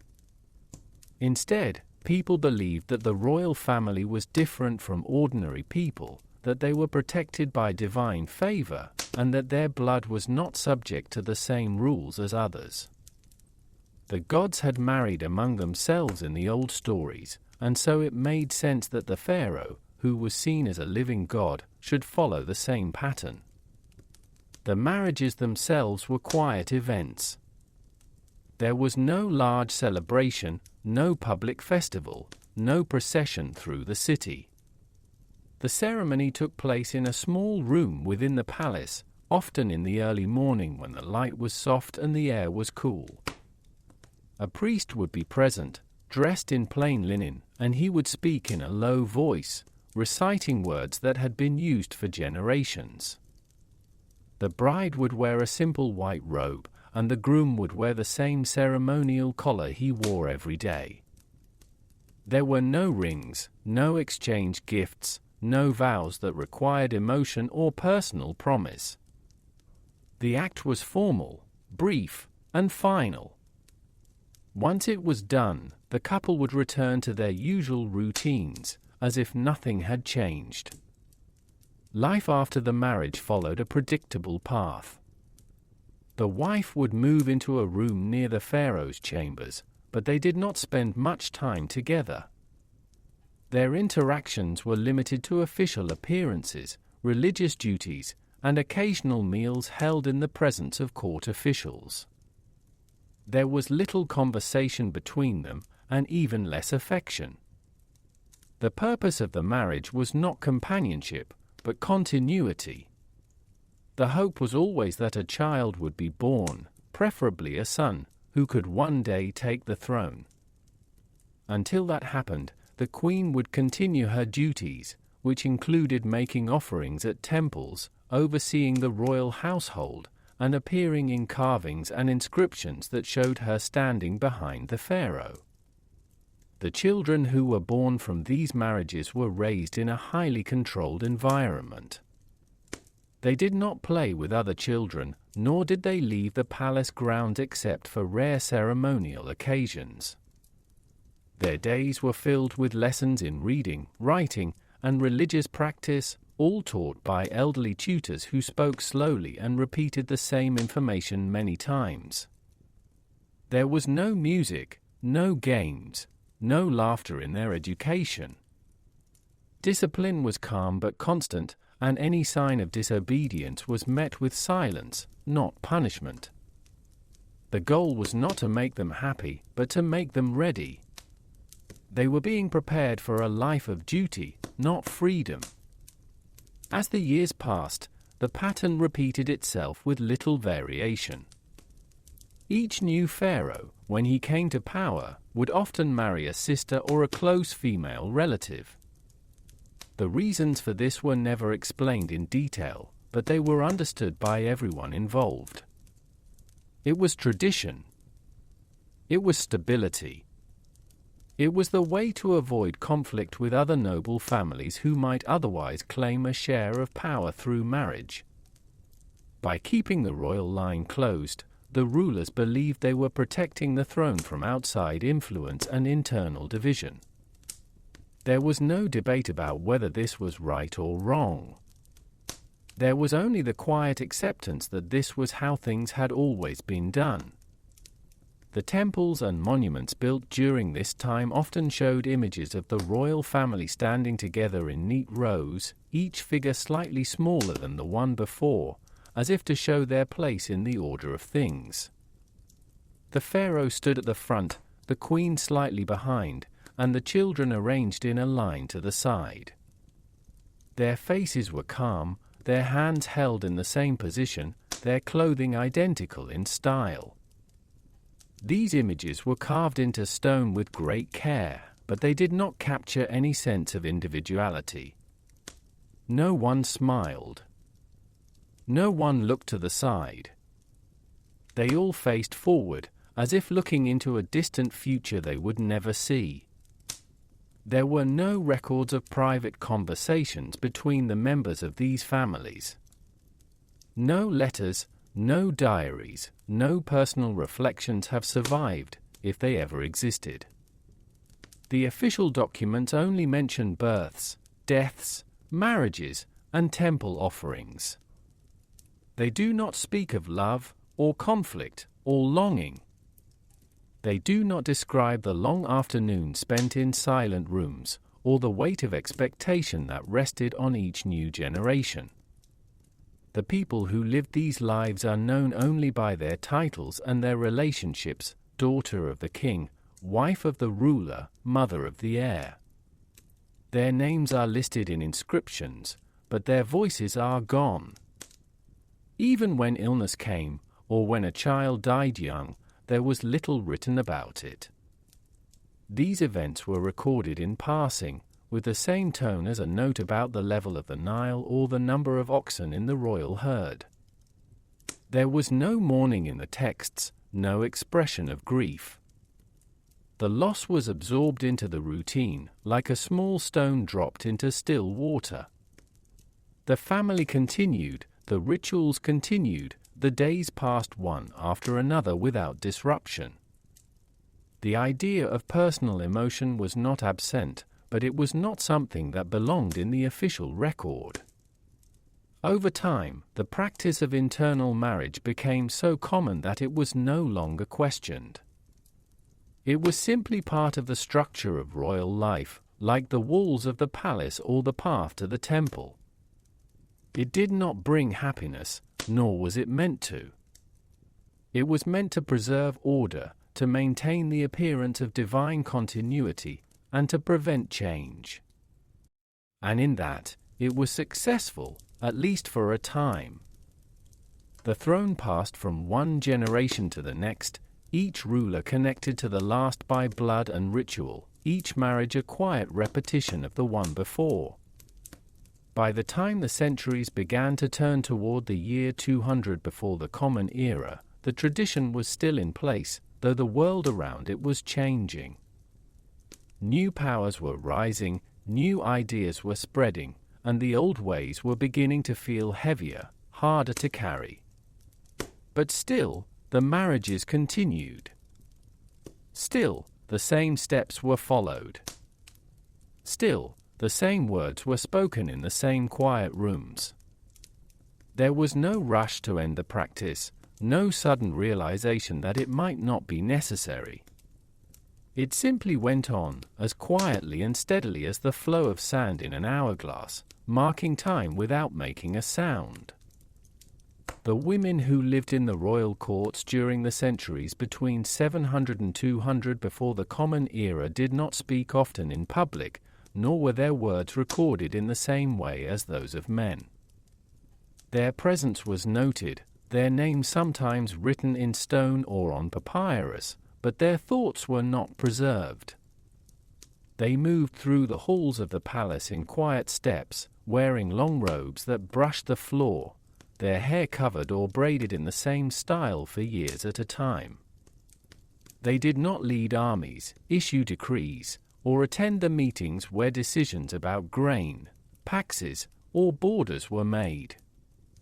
Their role was not one of action, but of position. They were part of the structure of the court, like columns in a temple or rows of trees along a canal, steady and expected. When a woman became a queen through marriage to a pharaoh, her life changed in form, but not always in substance. She was given new titles, new rooms, and new duties, but the rhythm of her days remained much the same. She rose at dawn, performed her ablutions in silence, and dressed in garments that had been prepared the night before. Her meals were brought to her at fixed times, always the same food served on the same plates. She walked the same paths through the palace each day, passing the same statues, the same painted walls, the same guards who stood without speaking. There was little variation in her schedule, and that was considered a sign of order, not boredom. Her main responsibilities involved religious offerings and appearances at ceremonies. She would stand beside the pharaoh during rituals at the temple, holding a small jar of oil or a bouquet of flowers, neither of which she would use. Her presence was symbolic, meant to show that the royal family was complete, that the divine order was being followed. She did not speak during these events, nor did she perform any actions beyond what had been practiced in advance. A priest would guide her steps if she needed to move, but usually she only stood still, looking forward, her hands resting at her sides. The people who watched from a distance saw her as part of the scene, not as a person with a separate will. Some queens were the mothers of future pharaohs, and in those cases, their status was slightly higher. They were referred to with honorifics, their names appeared more frequently in inscriptions, and they were sometimes allowed to oversee parts of the palace household. But even then, their authority was indirect. They did not give orders themselves, but rather approved requests that had already been reviewed by officials. They did not make laws or change traditions. Their influence, if it existed, was quiet and slow, felt more than seen, like a change in the temperature before a storm. It was never spoken of openly, and no records explain how or when a queen might have affected a decision. The marriages that brought these women into the royal family were not based on personal choice. A woman did not select her husband, nor was she asked for her opinion on the matter. The arrangement was made by elders, priests, and senior advisors who considered her lineage, her health, and her family's loyalty to the throne. Once the decision was made, it was final. There was no discussion, no delay, no opportunity to refuse. The marriage would take place on a date chosen by astrologers, at a time when the stars were in a favorable position, though the meaning of those positions was never explained to the woman involved. After the marriage, she would be taught the routines of court life by older women who had held the same role. These instructors spoke in low voices and repeated the same instructions many times. They taught her how to walk, how to stand, how to hold her hands, how to bow, how to remain silent during long ceremonies. She learned which rooms she could enter and which were forbidden, which topics were not to be discussed, and how to respond if someone addressed her directly. Most of her training involved doing nothing, standing still, waiting, listening without reacting. These were the skills that mattered most. There were no celebrations for her arrival, no songs sung in her honor, no public recognition of her individuality. She was not introduced as a person, but as a role, wife of the king, daughter of such and such a noble, bearer of the royal line. Her name was used in official records, but only in connection with the men in her life. She was the sister of a ruler, the mother of a prince, the daughter of a general. Her own identity was not the focus. Over time, she would begin to think of herself in the same way, not as someone with desires or dreams, but as a part of a system that had existed long before her and would continue long after. The children she bore were raised by nurses and tutors, not by her.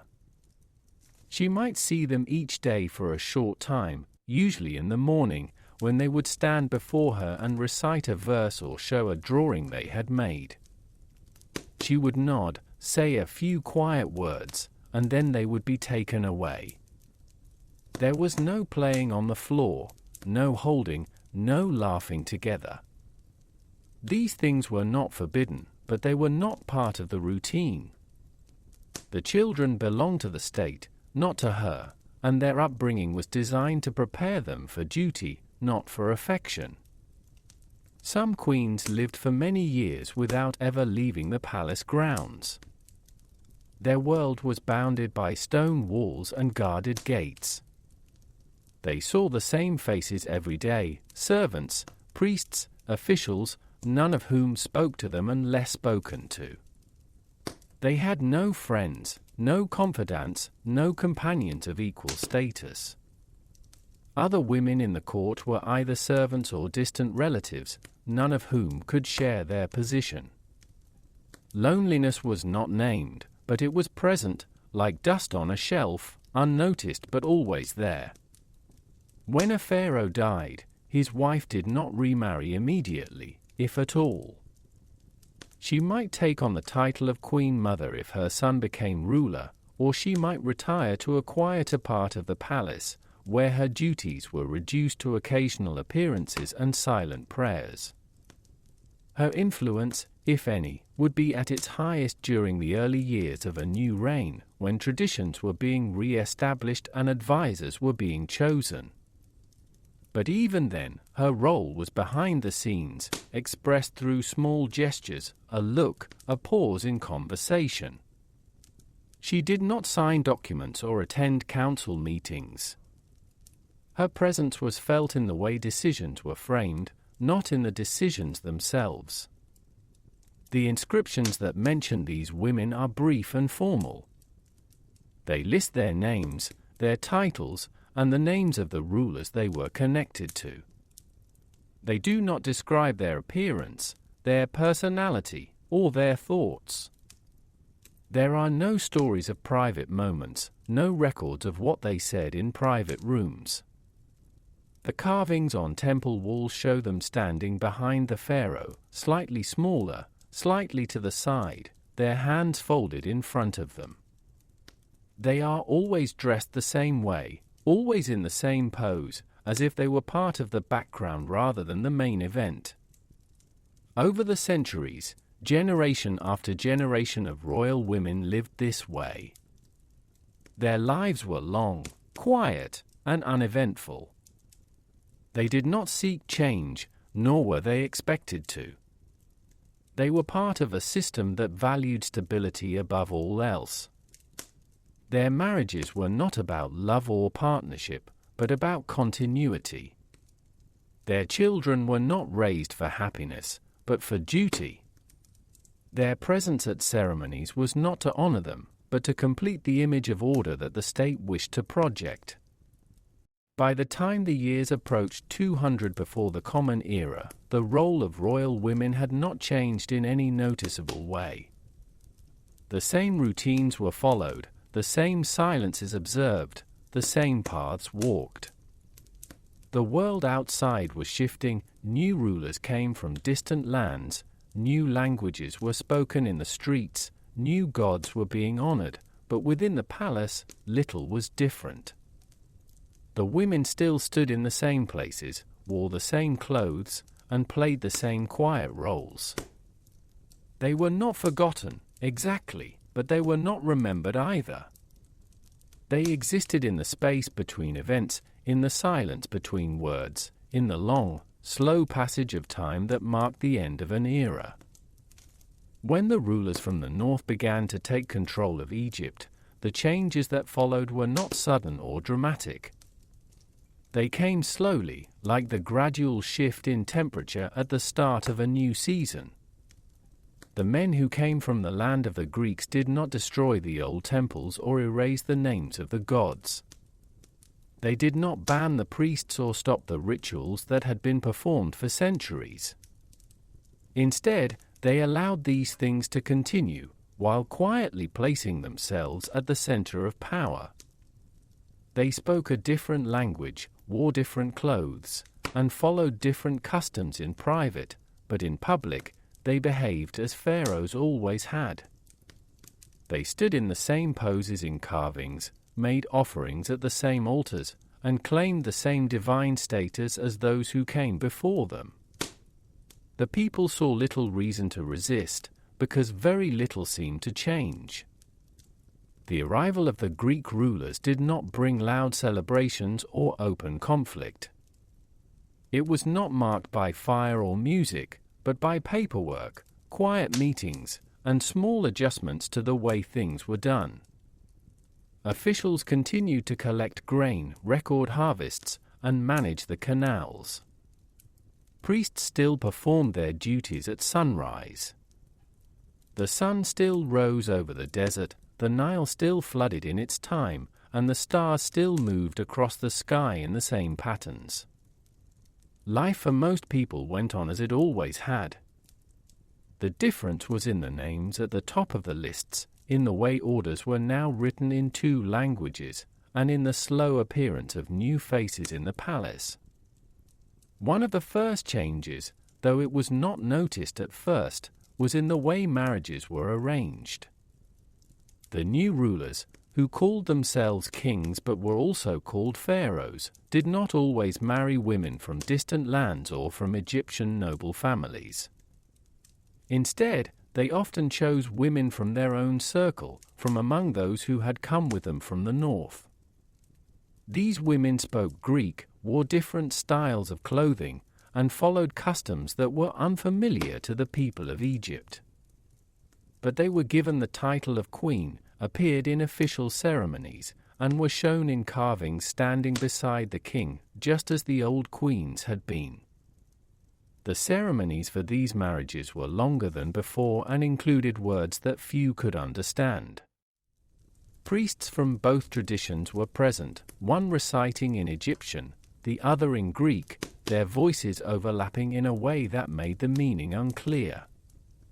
There were more objects involved: crowns, scrolls, small statues, placed on tables covered with cloth of a deep purple color. The bride wore a veil that covered her face until a certain moment in the ritual, when it was lifted by a child chosen for the occasion. These details were new, but they were not rejected. They were absorbed into the existing order, like a small stone added to a wall that had stood for centuries. Over time, the presence of Greek customs became more common, but never overwhelming. The rulers did not force their ways on the people. They built temples in the old style, supported the priesthood, and followed the rituals connected to the flooding of the Nile. At the same time, they also built gymnasiums where young men could exercise, established schools where Greek was taught, and held quiet gatherings where philosophy was discussed in low voices. These activities took place in separate spaces, away from the temples and the markets, and most people did not attend them. They were for the ruling class, for those who served in the palace, for the soldiers and scribes who had come from distant lands. The queens of this period lived in a space between two worlds. They were expected to appear Egyptian in public, to wear the traditional headdresses, to stand beside the king in the correct position during ceremonies, and to make offerings to the old gods. But in private, they followed Greek customs, spoke their native language, and raised their children with different habits. Their rooms in the palace were furnished differently, with chairs instead of floor cushions, tables with writing materials, and mirrors made of polished metal. They read scrolls that told stories of distant heroes, listened to music played on stringed instruments, and sometimes wrote letters to family members who lived far away. The children born from these marriages were given names that combined both traditions. They had Greek first names and Egyptian titles. They were taught to speak both languages, though they often spoke Greek more easily. Their education was long and slow, filled with repetition and memorization. They learned about the gods of Egypt, the rituals of the temple, the history of the pharaohs, but they also studied Greek poetry, the movements of the stars, and the rules of debate. Their tutors were careful not to favor one tradition over the other, but to present both as equally important, even when they clearly were not. The king himself lived a divided life. In public, he was a pharaoh, dressed in linen robes, wearing the double crown, performing rituals with solemn silence. In private, he might wear a simple tunic, walk through gardens designed in the Greek style, and discuss matters of state in a language that most of his people did not understand. He attended both temple festivals and quiet dinners with foreign advisors. He made offerings to Amun and also honored Zeus in a smaller shrine within the palace grounds. These acts were not seen as contradictory, but as necessary. He was not just a ruler of Egypt, but a link between two worlds, and his marriage was part of that balance. The marriages of this time were not passionate or romantic. They were not celebrated with dancing or loud music. They were formal events held in the early afternoon, attended by officials, priests, and a small number of guests. There was no feast, no wine poured freely, no singing that lasted into the night. The couple would stand before a table with offerings, repeat words that had been written down for them, and then walk a short path to a room where they would be left alone for a short time. After that, they would return to their duties as if nothing had changed. The people who lived in the cities and villages did not speak much about these marriages. They had little information about them, and even less reason to care. The price of bread, the level of the river, the arrival of tax collectors, these were the things that affected their lives. The marriage of a king to a foreign woman was a matter for the palace, not for the streets. It was recorded in official documents, mentioned in temple inscriptions, but not discussed in homes or markets.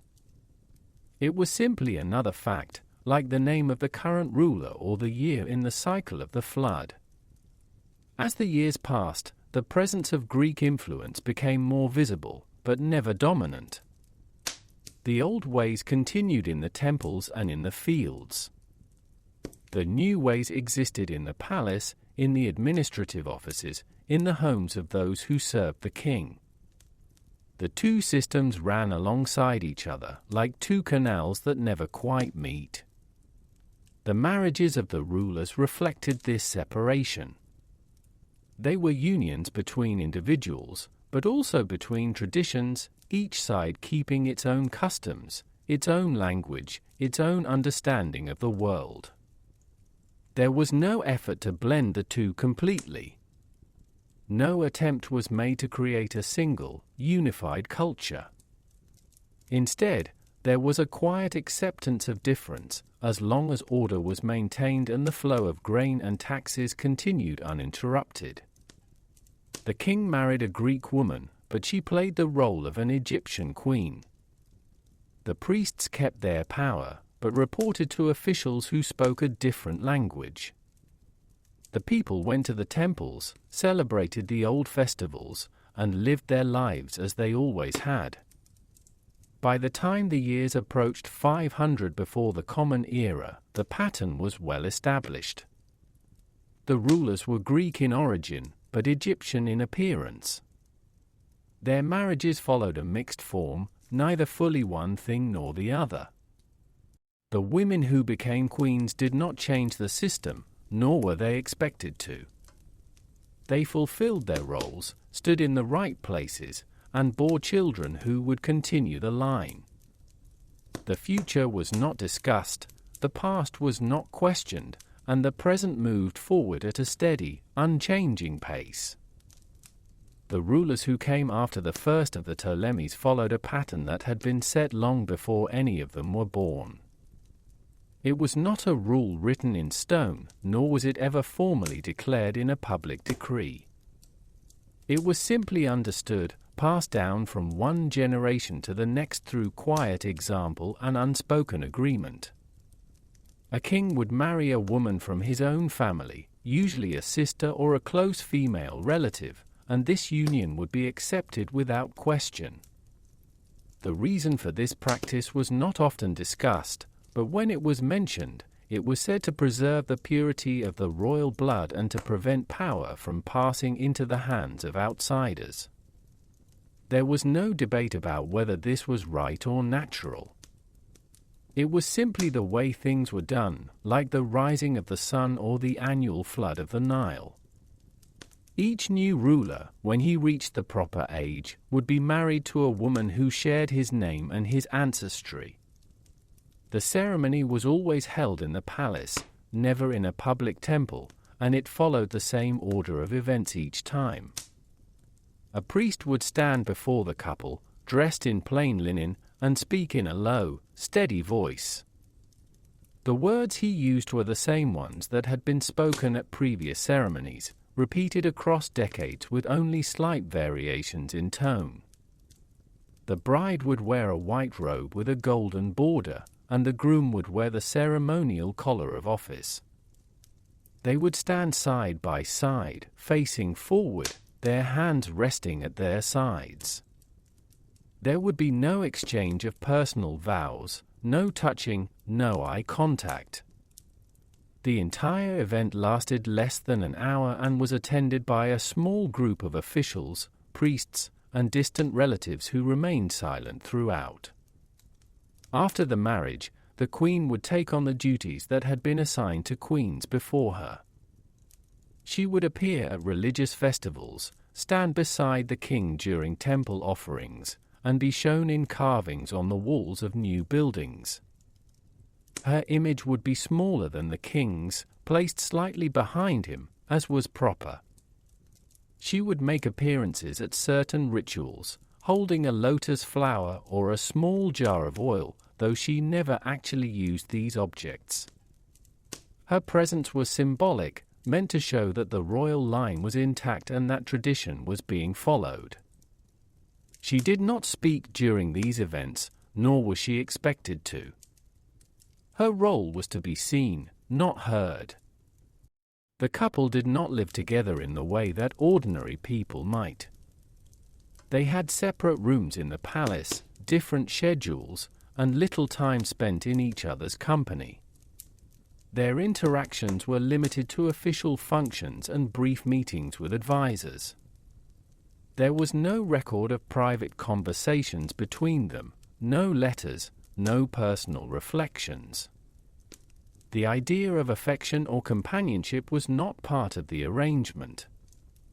The purpose of the marriage was not personal happiness, but continuity. The hope, always present but never spoken aloud, was that a child would be born, preferably a son, who could one day inherit the throne and continue the line. The children who were born from these unions were raised in a quiet, controlled environment. They did not play with other children or leave the inner rooms of the palace except for ceremonial occasions. Their days were filled with lessons in reading, writing, and religious practice, all taught by elderly tutors who spoke slowly and repeated the same information many times. They learned about the gods of Egypt, the rituals of the temple, and the history of the kings, but they also studied Greek language and the movement of the stars. Their education was long and without variation, designed to prepare them for duty, not for joy. As each new ruler came to power, the same pattern repeated itself.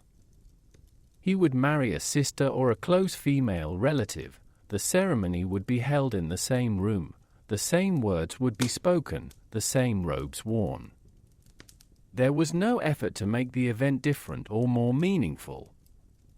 It was not celebrated with feasting or music. There were no public announcements beyond the official record, no songs composed in honor of the bride, no gifts exchanged beyond the ceremonial objects used in the ritual. The marriage was not a beginning, but a continuation, a quiet step in a process that had no end in sight. The queens who entered these marriages did so without protest. They had been raised knowing that this was their role, that their life would follow a certain path, and that personal choice had little place in it. They accepted their duties without complaint, performed their rituals with calm precision, and appeared in the correct places at the correct times. They did not seek influence, nor were they given the means to exert it. Any effect they may have had on decisions was indirect, felt in small ways, through a pause in conversation, a glance, a suggestion made to a servant who then passed it to an official. These moments were not recorded, and their significance, if any, was never confirmed. Over time, the names of the rulers and queens became repetitive. The same first names appeared again and again: Ptolemy, Cleopatra, Arsinoe, Berenice, passed from one generation to the next like heirlooms. A man named Ptolemy would marry a woman named Cleopatra, and their son would be named Ptolemy, and when he grew up, he would marry another Cleopatra, and so on. The names were not tied to individual people, but to roles.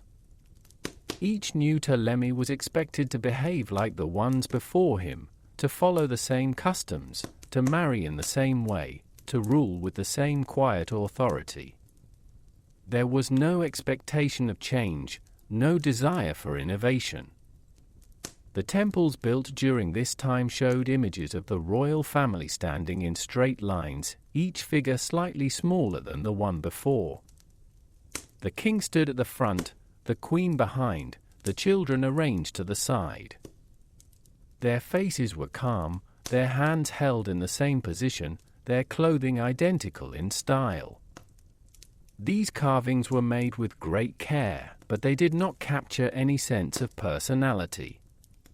No one smiled. No one looked to the side. They all faced forward, as if looking into a distant future they would never see. The inscriptions beneath them listed their names and titles, but nothing more. There were no descriptions of their thoughts, their feelings, or their private lives. When a ruler died, his wife did not remarry, at least not in any official way. She might take on the title of Queen Mother if her son became king, or she might retire to a quieter part of the palace, where her duties were reduced to occasional appearances and silent prayers. Her influence, if any, faded gradually, like the light at the end of the day. She would continue to be mentioned in temple records, her name included in offerings, but her presence in court life would diminish.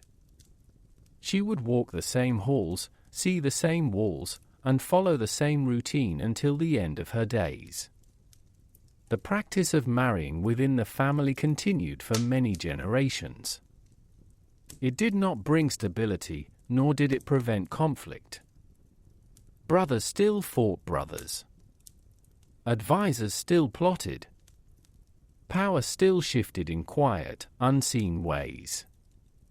But the marriages themselves remained unchanged.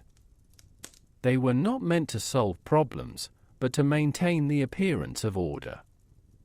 As long as the rituals were followed, the correct people stood in the correct places, and the same names were passed down, the system could continue. By the time the years approached 200 before the Common Era, the tradition was still in place.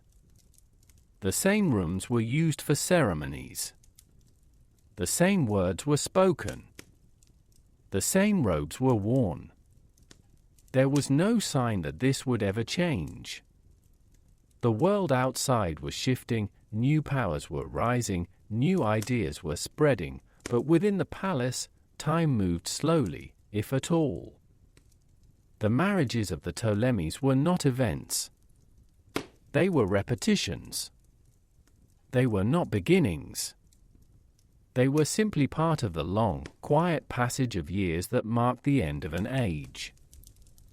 The ceremonies that marked the union of a pharaoh and his chosen wife were not celebrations in the way that people today might understand the word. There was no music played for enjoyment, no dancing, no laughter or loud voices. The events were not held for the purpose of joy, but for the purpose of order.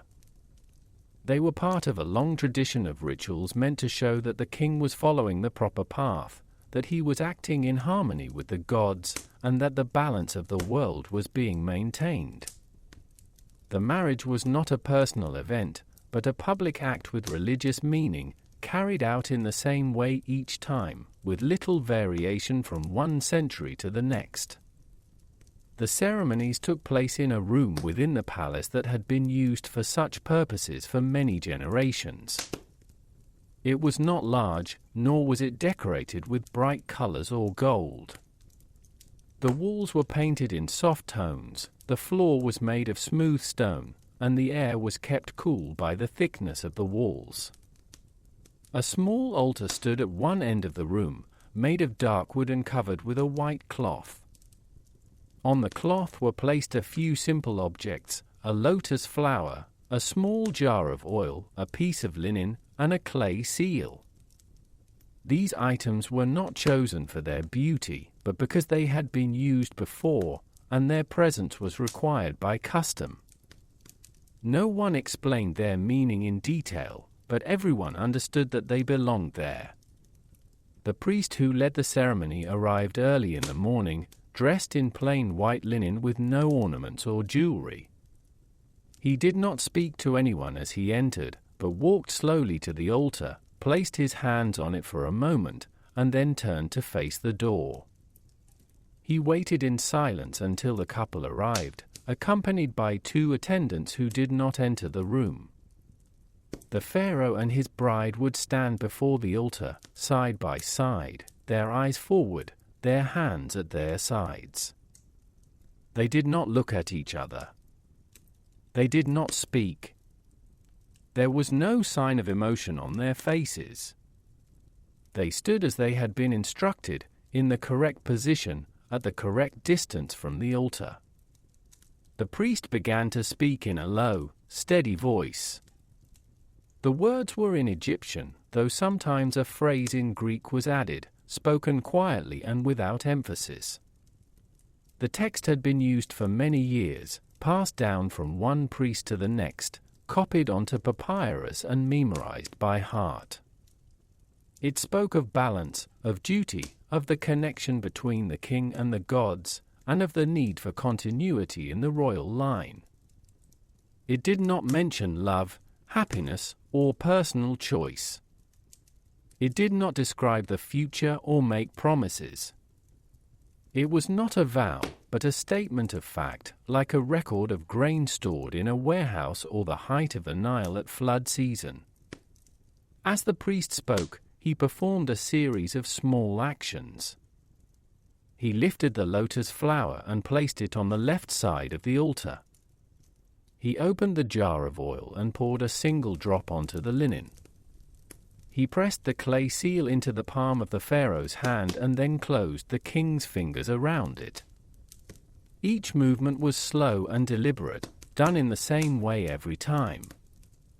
There was no variation in the order, no improvisation, no attempt to make the moment feel special.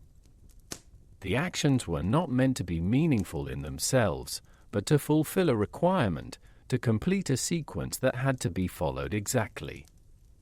The couple did not respond during the ceremony. They did not repeat any words, make any gestures, or take any active part.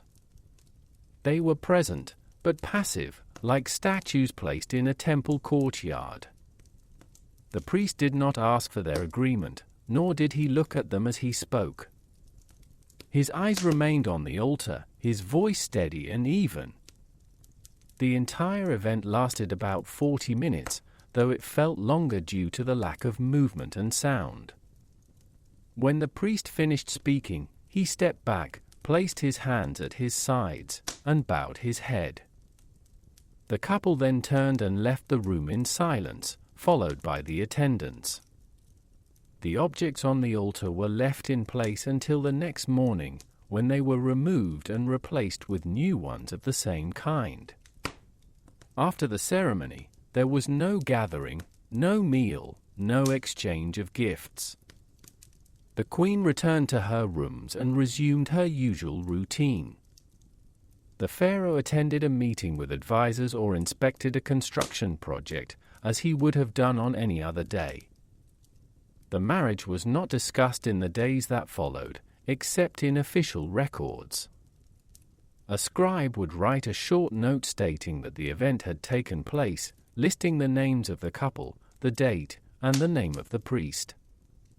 This note would be stored in the palace archives, copied onto a stone tablet, and sometimes mentioned in temple inscriptions.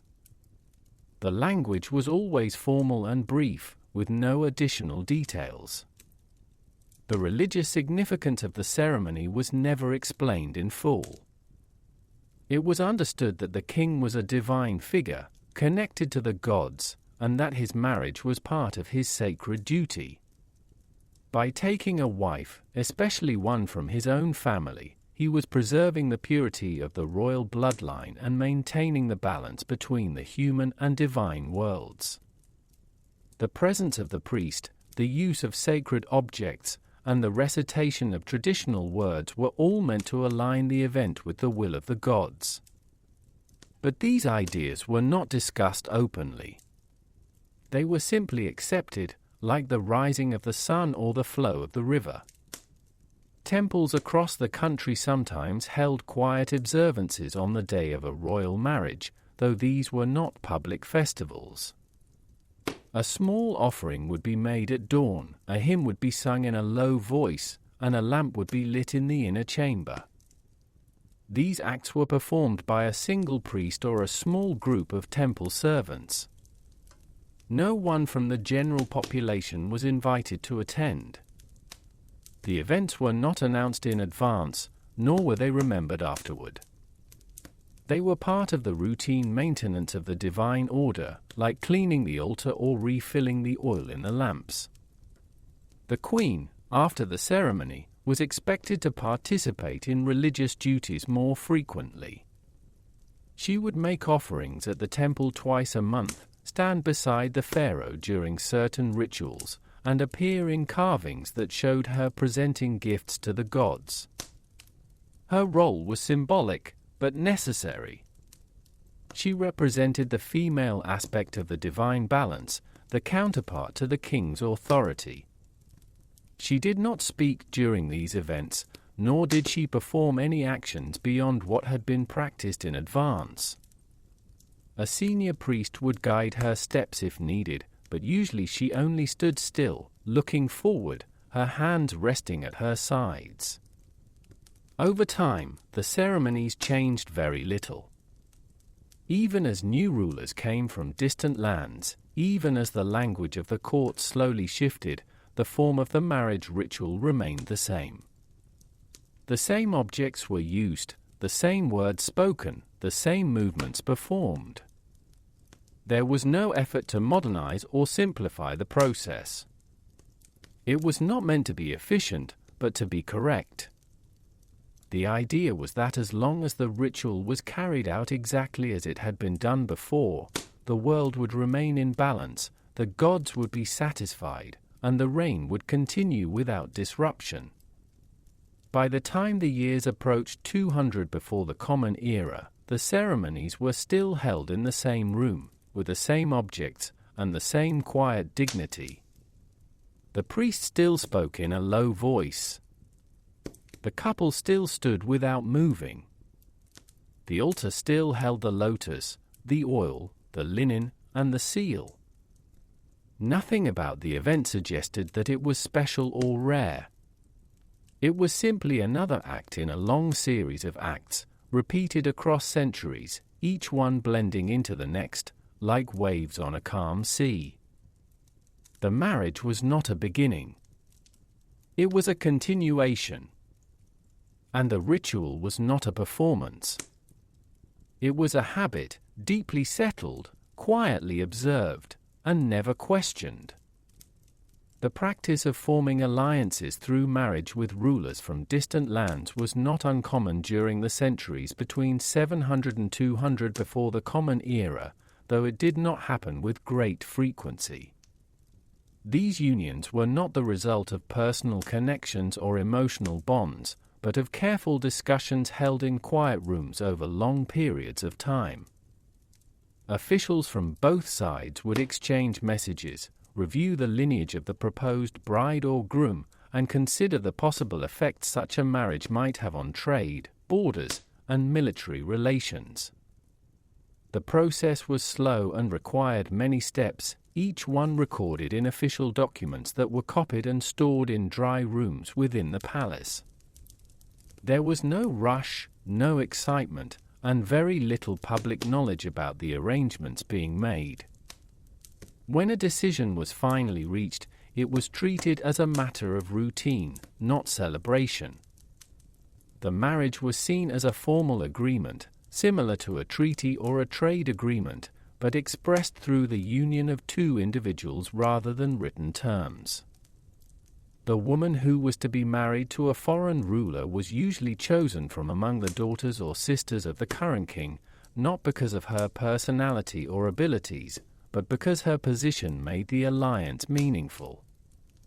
She was prepared for her role over many months, taught the language of the country she would move to, instructed in the customs of the court, and shown how to behave during ceremonies.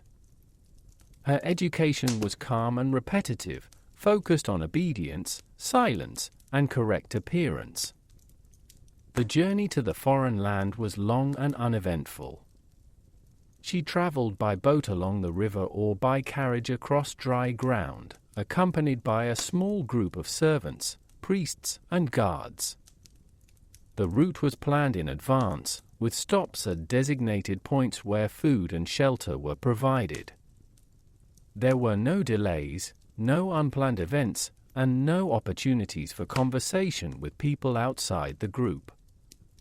She remained inside the carriage or cabin during most of the trip, only stepping out at night to rest in rooms that had been prepared ahead of time. The people in the villages she passed through were not told who she was or why she was traveling. They saw only a covered vehicle, a line of quiet figures, and then silence once more. Upon arrival, there was no public welcome or festival. The foreign ruler would meet her at the edge of the city or at the palace gate, accompanied by a small group of officials. The greeting was brief and formal.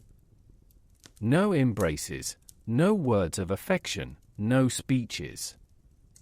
She was led inside, shown to her rooms, and left to rest. The marriage ceremony took place a few days later, following the customs of the host country, though with small adjustments to include elements from her own tradition. A priest from each side would speak a few lines, objects of symbolic value would be placed on a table, and the couple would stand side by side, facing forward. The entire event lasted less than an hour and was attended by no more than 20 people. Life after the marriage followed a predictable pattern. The queen would take on the duties expected of her in the new court, appearing at ceremonies, making offerings at temples, and being present during official meals. She did not participate in decision-making or attend meetings of advisors. Her role was to represent the alliance, to be seen as part of the royal family, and to produce children if possible. Her daily routine was highly structured, with little variation from one day to the next. She rose at the same time each morning, ate the same meals, walked the same paths through the palace, and spoke only when spoken to. Her attendants were chosen by the court, not by her, and they reported on her behavior regularly. Communication with her homeland was limited and slow. Messages were sent on papyrus scrolls, sealed with wax, and carried by trusted messengers who took weeks to complete the journey. The replies, when they came, were brief and formal, containing no personal reflections or emotional expressions. They spoke of health, weather, and the status of certain rituals, nothing more. There was no mention of longing, loneliness, or difficulty adjusting. These feelings, if they existed, were not recorded. The official correspondence maintained the appearance of order and calm, as if everything was proceeding as expected. The political effects of these marriages were rarely immediate or noticeable. Alliances formed through marriage did not always lead to peace or cooperation. Trade agreements still had to be negotiated separately. Borders were still disputed. Armies still moved when conflicts arose. The presence of a foreign queen in the palace did not prevent war, nor did it guarantee loyalty between nations. The marriage was a symbol, not a solution. It showed that two rulers had agreed to a connection, but it did not enforce that agreement. Over time, some of these unions were quietly forgotten, the queen fading into the background, her name no longer mentioned in official records. The children born from these marriages were raised in the court of the foreign ruler, taught in the language of that land, and prepared for roles within its system.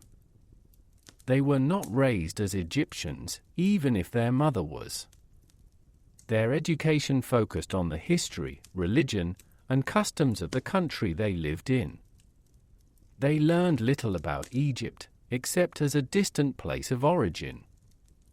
Their names were often local, adapted to the speech of the region. They did not visit their mother's homeland, and few ever saw it in person.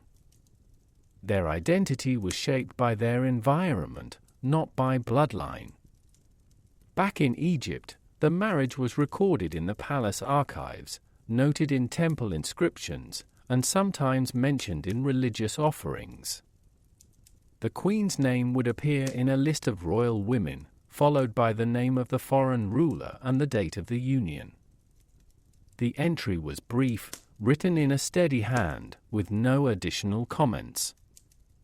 There were no stories told about her life abroad, no accounts of her experiences, no reflections on the success or failure of the alliance. The fact of the marriage was enough. Its meaning, if any, was left unspoken. These diplomatic unions became less common as time passed.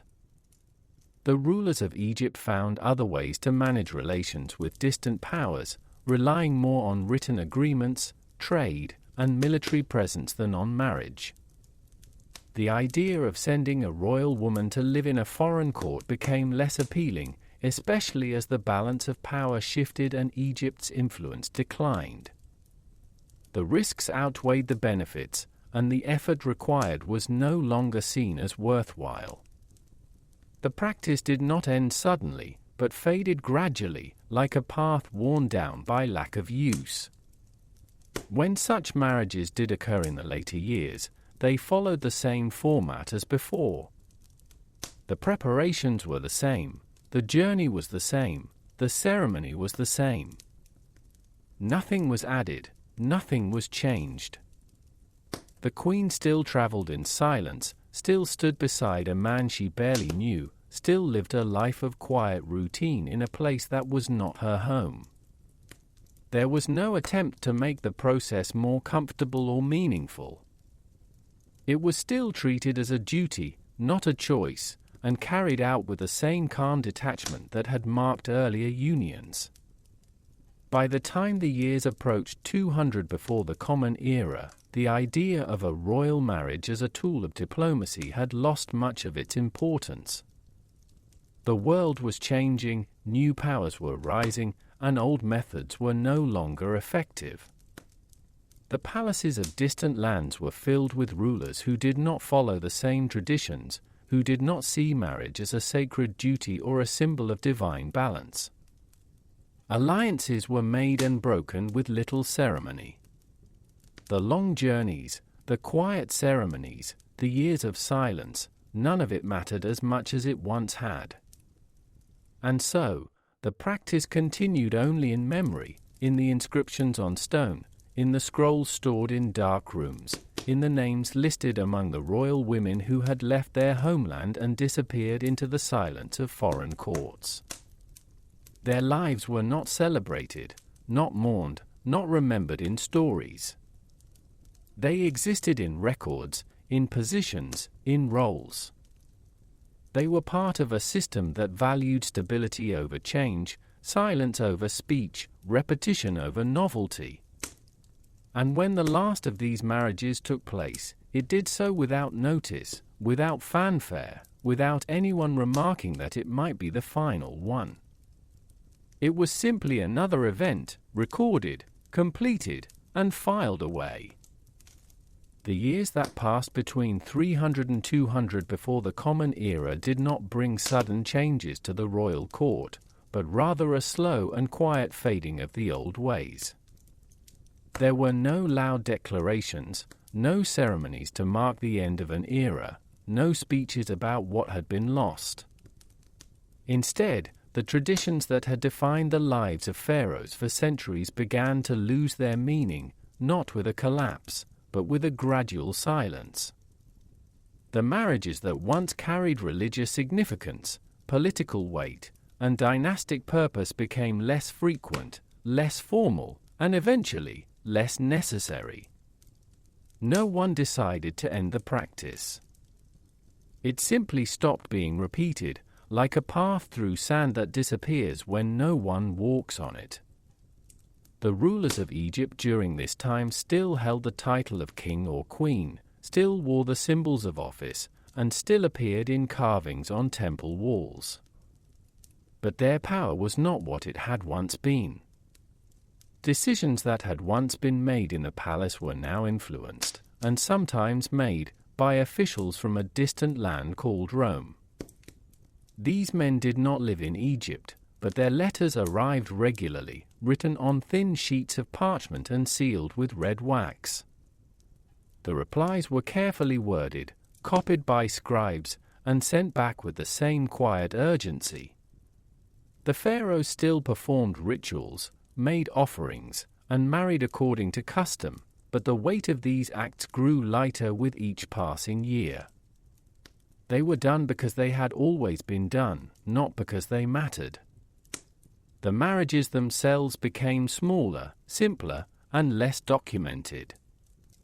There were fewer ceremonies held in the traditional room, fewer priests present, fewer objects placed on the altar. The lotus flower was sometimes missing. The jar of oil was not always opened. The clay seal was no longer pressed into the king's hand. The words spoken by the priest were shortened, spoken in a lower voice, as if even he no longer believed they needed to be heard.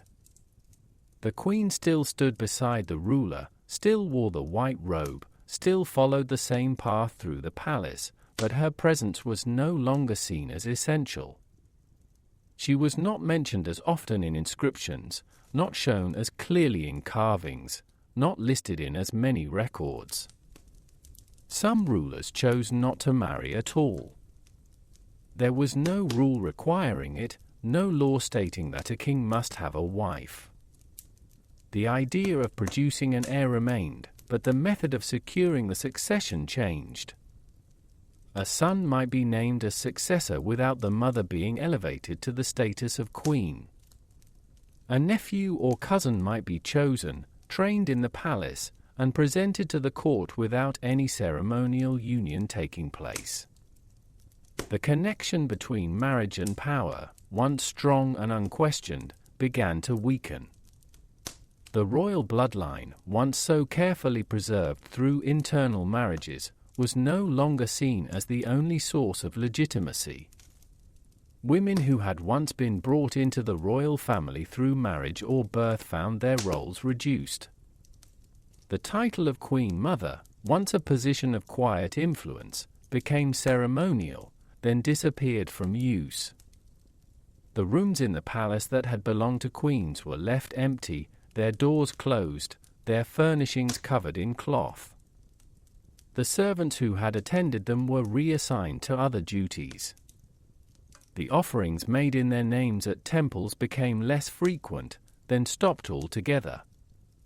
Their names were still written in some records, but without the honorifics, without the titles, as if they were no longer part of the sacred order. The temples, once filled with activity during royal events, became quieter. The priests still performed their daily rituals, still lit the lamps, still recited the old words, but with less frequency and less expectation that the gods were listening. The carvings on the walls continued to show images of kings and queens standing together, but these images were no longer updated. The last known depiction of a royal marriage was made in a small temple near the Delta, and even there, the figures were smaller than before, the lines less detailed, the paint applied unevenly. It was as if the artists no longer believed in the importance of what they were showing. In the cities and villages, people paid little attention to the changes at the top. Their lives were shaped by the price of grain, the level of the Nile, the arrival of tax collectors. The marriage of a king was not a matter that affected their daily routine. They did not gather in the streets when a new queen was named, nor did they stop working when a ceremony was held. The idea of the pharaoh as a living god still existed, but it was spoken of less often, and with less conviction. The stories of the old gods, once told by elders in the evenings, were repeated less frequently. New ideas, new languages, new customs arrived with traders, soldiers, and travelers from the north. The world was becoming larger, and Egypt's place in it was becoming smaller. The final rulers of the Ptolemaic line continued some of the old practices, but without the same sense of purpose. One queen, known by the name Cleopatra, married two of her brothers and later formed a connection with a ruler from Rome. This union was not a marriage in the traditional sense, nor was it carried out according to Egyptian custom. It was not blessed by priests, not recorded in temple inscriptions, not followed by the usual rituals. It existed in letters, in political agreements, in the movements of armies. When she died, there was no ceremony to mark the end of her reign, no formal transfer of power, no new king declared in the old way. The palace was occupied by Roman officials. The titles were no longer used. The line of pharaohs, unbroken for more than 3,000 years, simply ended. After that, the rooms where marriages had once been held remained unused. The altar was removed. The white robes were stored in wooden chests and forgotten. The scribes stopped writing the names of queens in the official lists. The carvings on the temple walls were left as they were, slowly worn down by wind and sand. No one tried to restore them. No one explained them to the younger generations. They became part of the landscape, like old trees or dry canals, present but not noticed. The idea of marrying within the family, of preserving royal blood, of aligning the king with the gods through ritual, all of it faded into silence. It was not rejected, not forgotten, not replaced. It was simply no longer repeated. The reasons for the marriages, political stability, religious duty, dynastic continuity, are no longer applied in the same way. The world had changed, slowly and without announcement, and the old system could not adapt. It did not break. It stopped. By the year 200 before the Common Era, the practice of royal marriage among the pharaohs had already lost its meaning. The last ceremonies had been performed without belief. The last queens had lived their lives in quiet obscurity. The last kings had ruled without full authority. And when the final records were made, they were written in a different language, stored in a different place, and used for different purposes. The long line of unions, stretching back through centuries, ended not with a cry, but with a breath, soft and unnoticed, like the closing of a door in an empty house.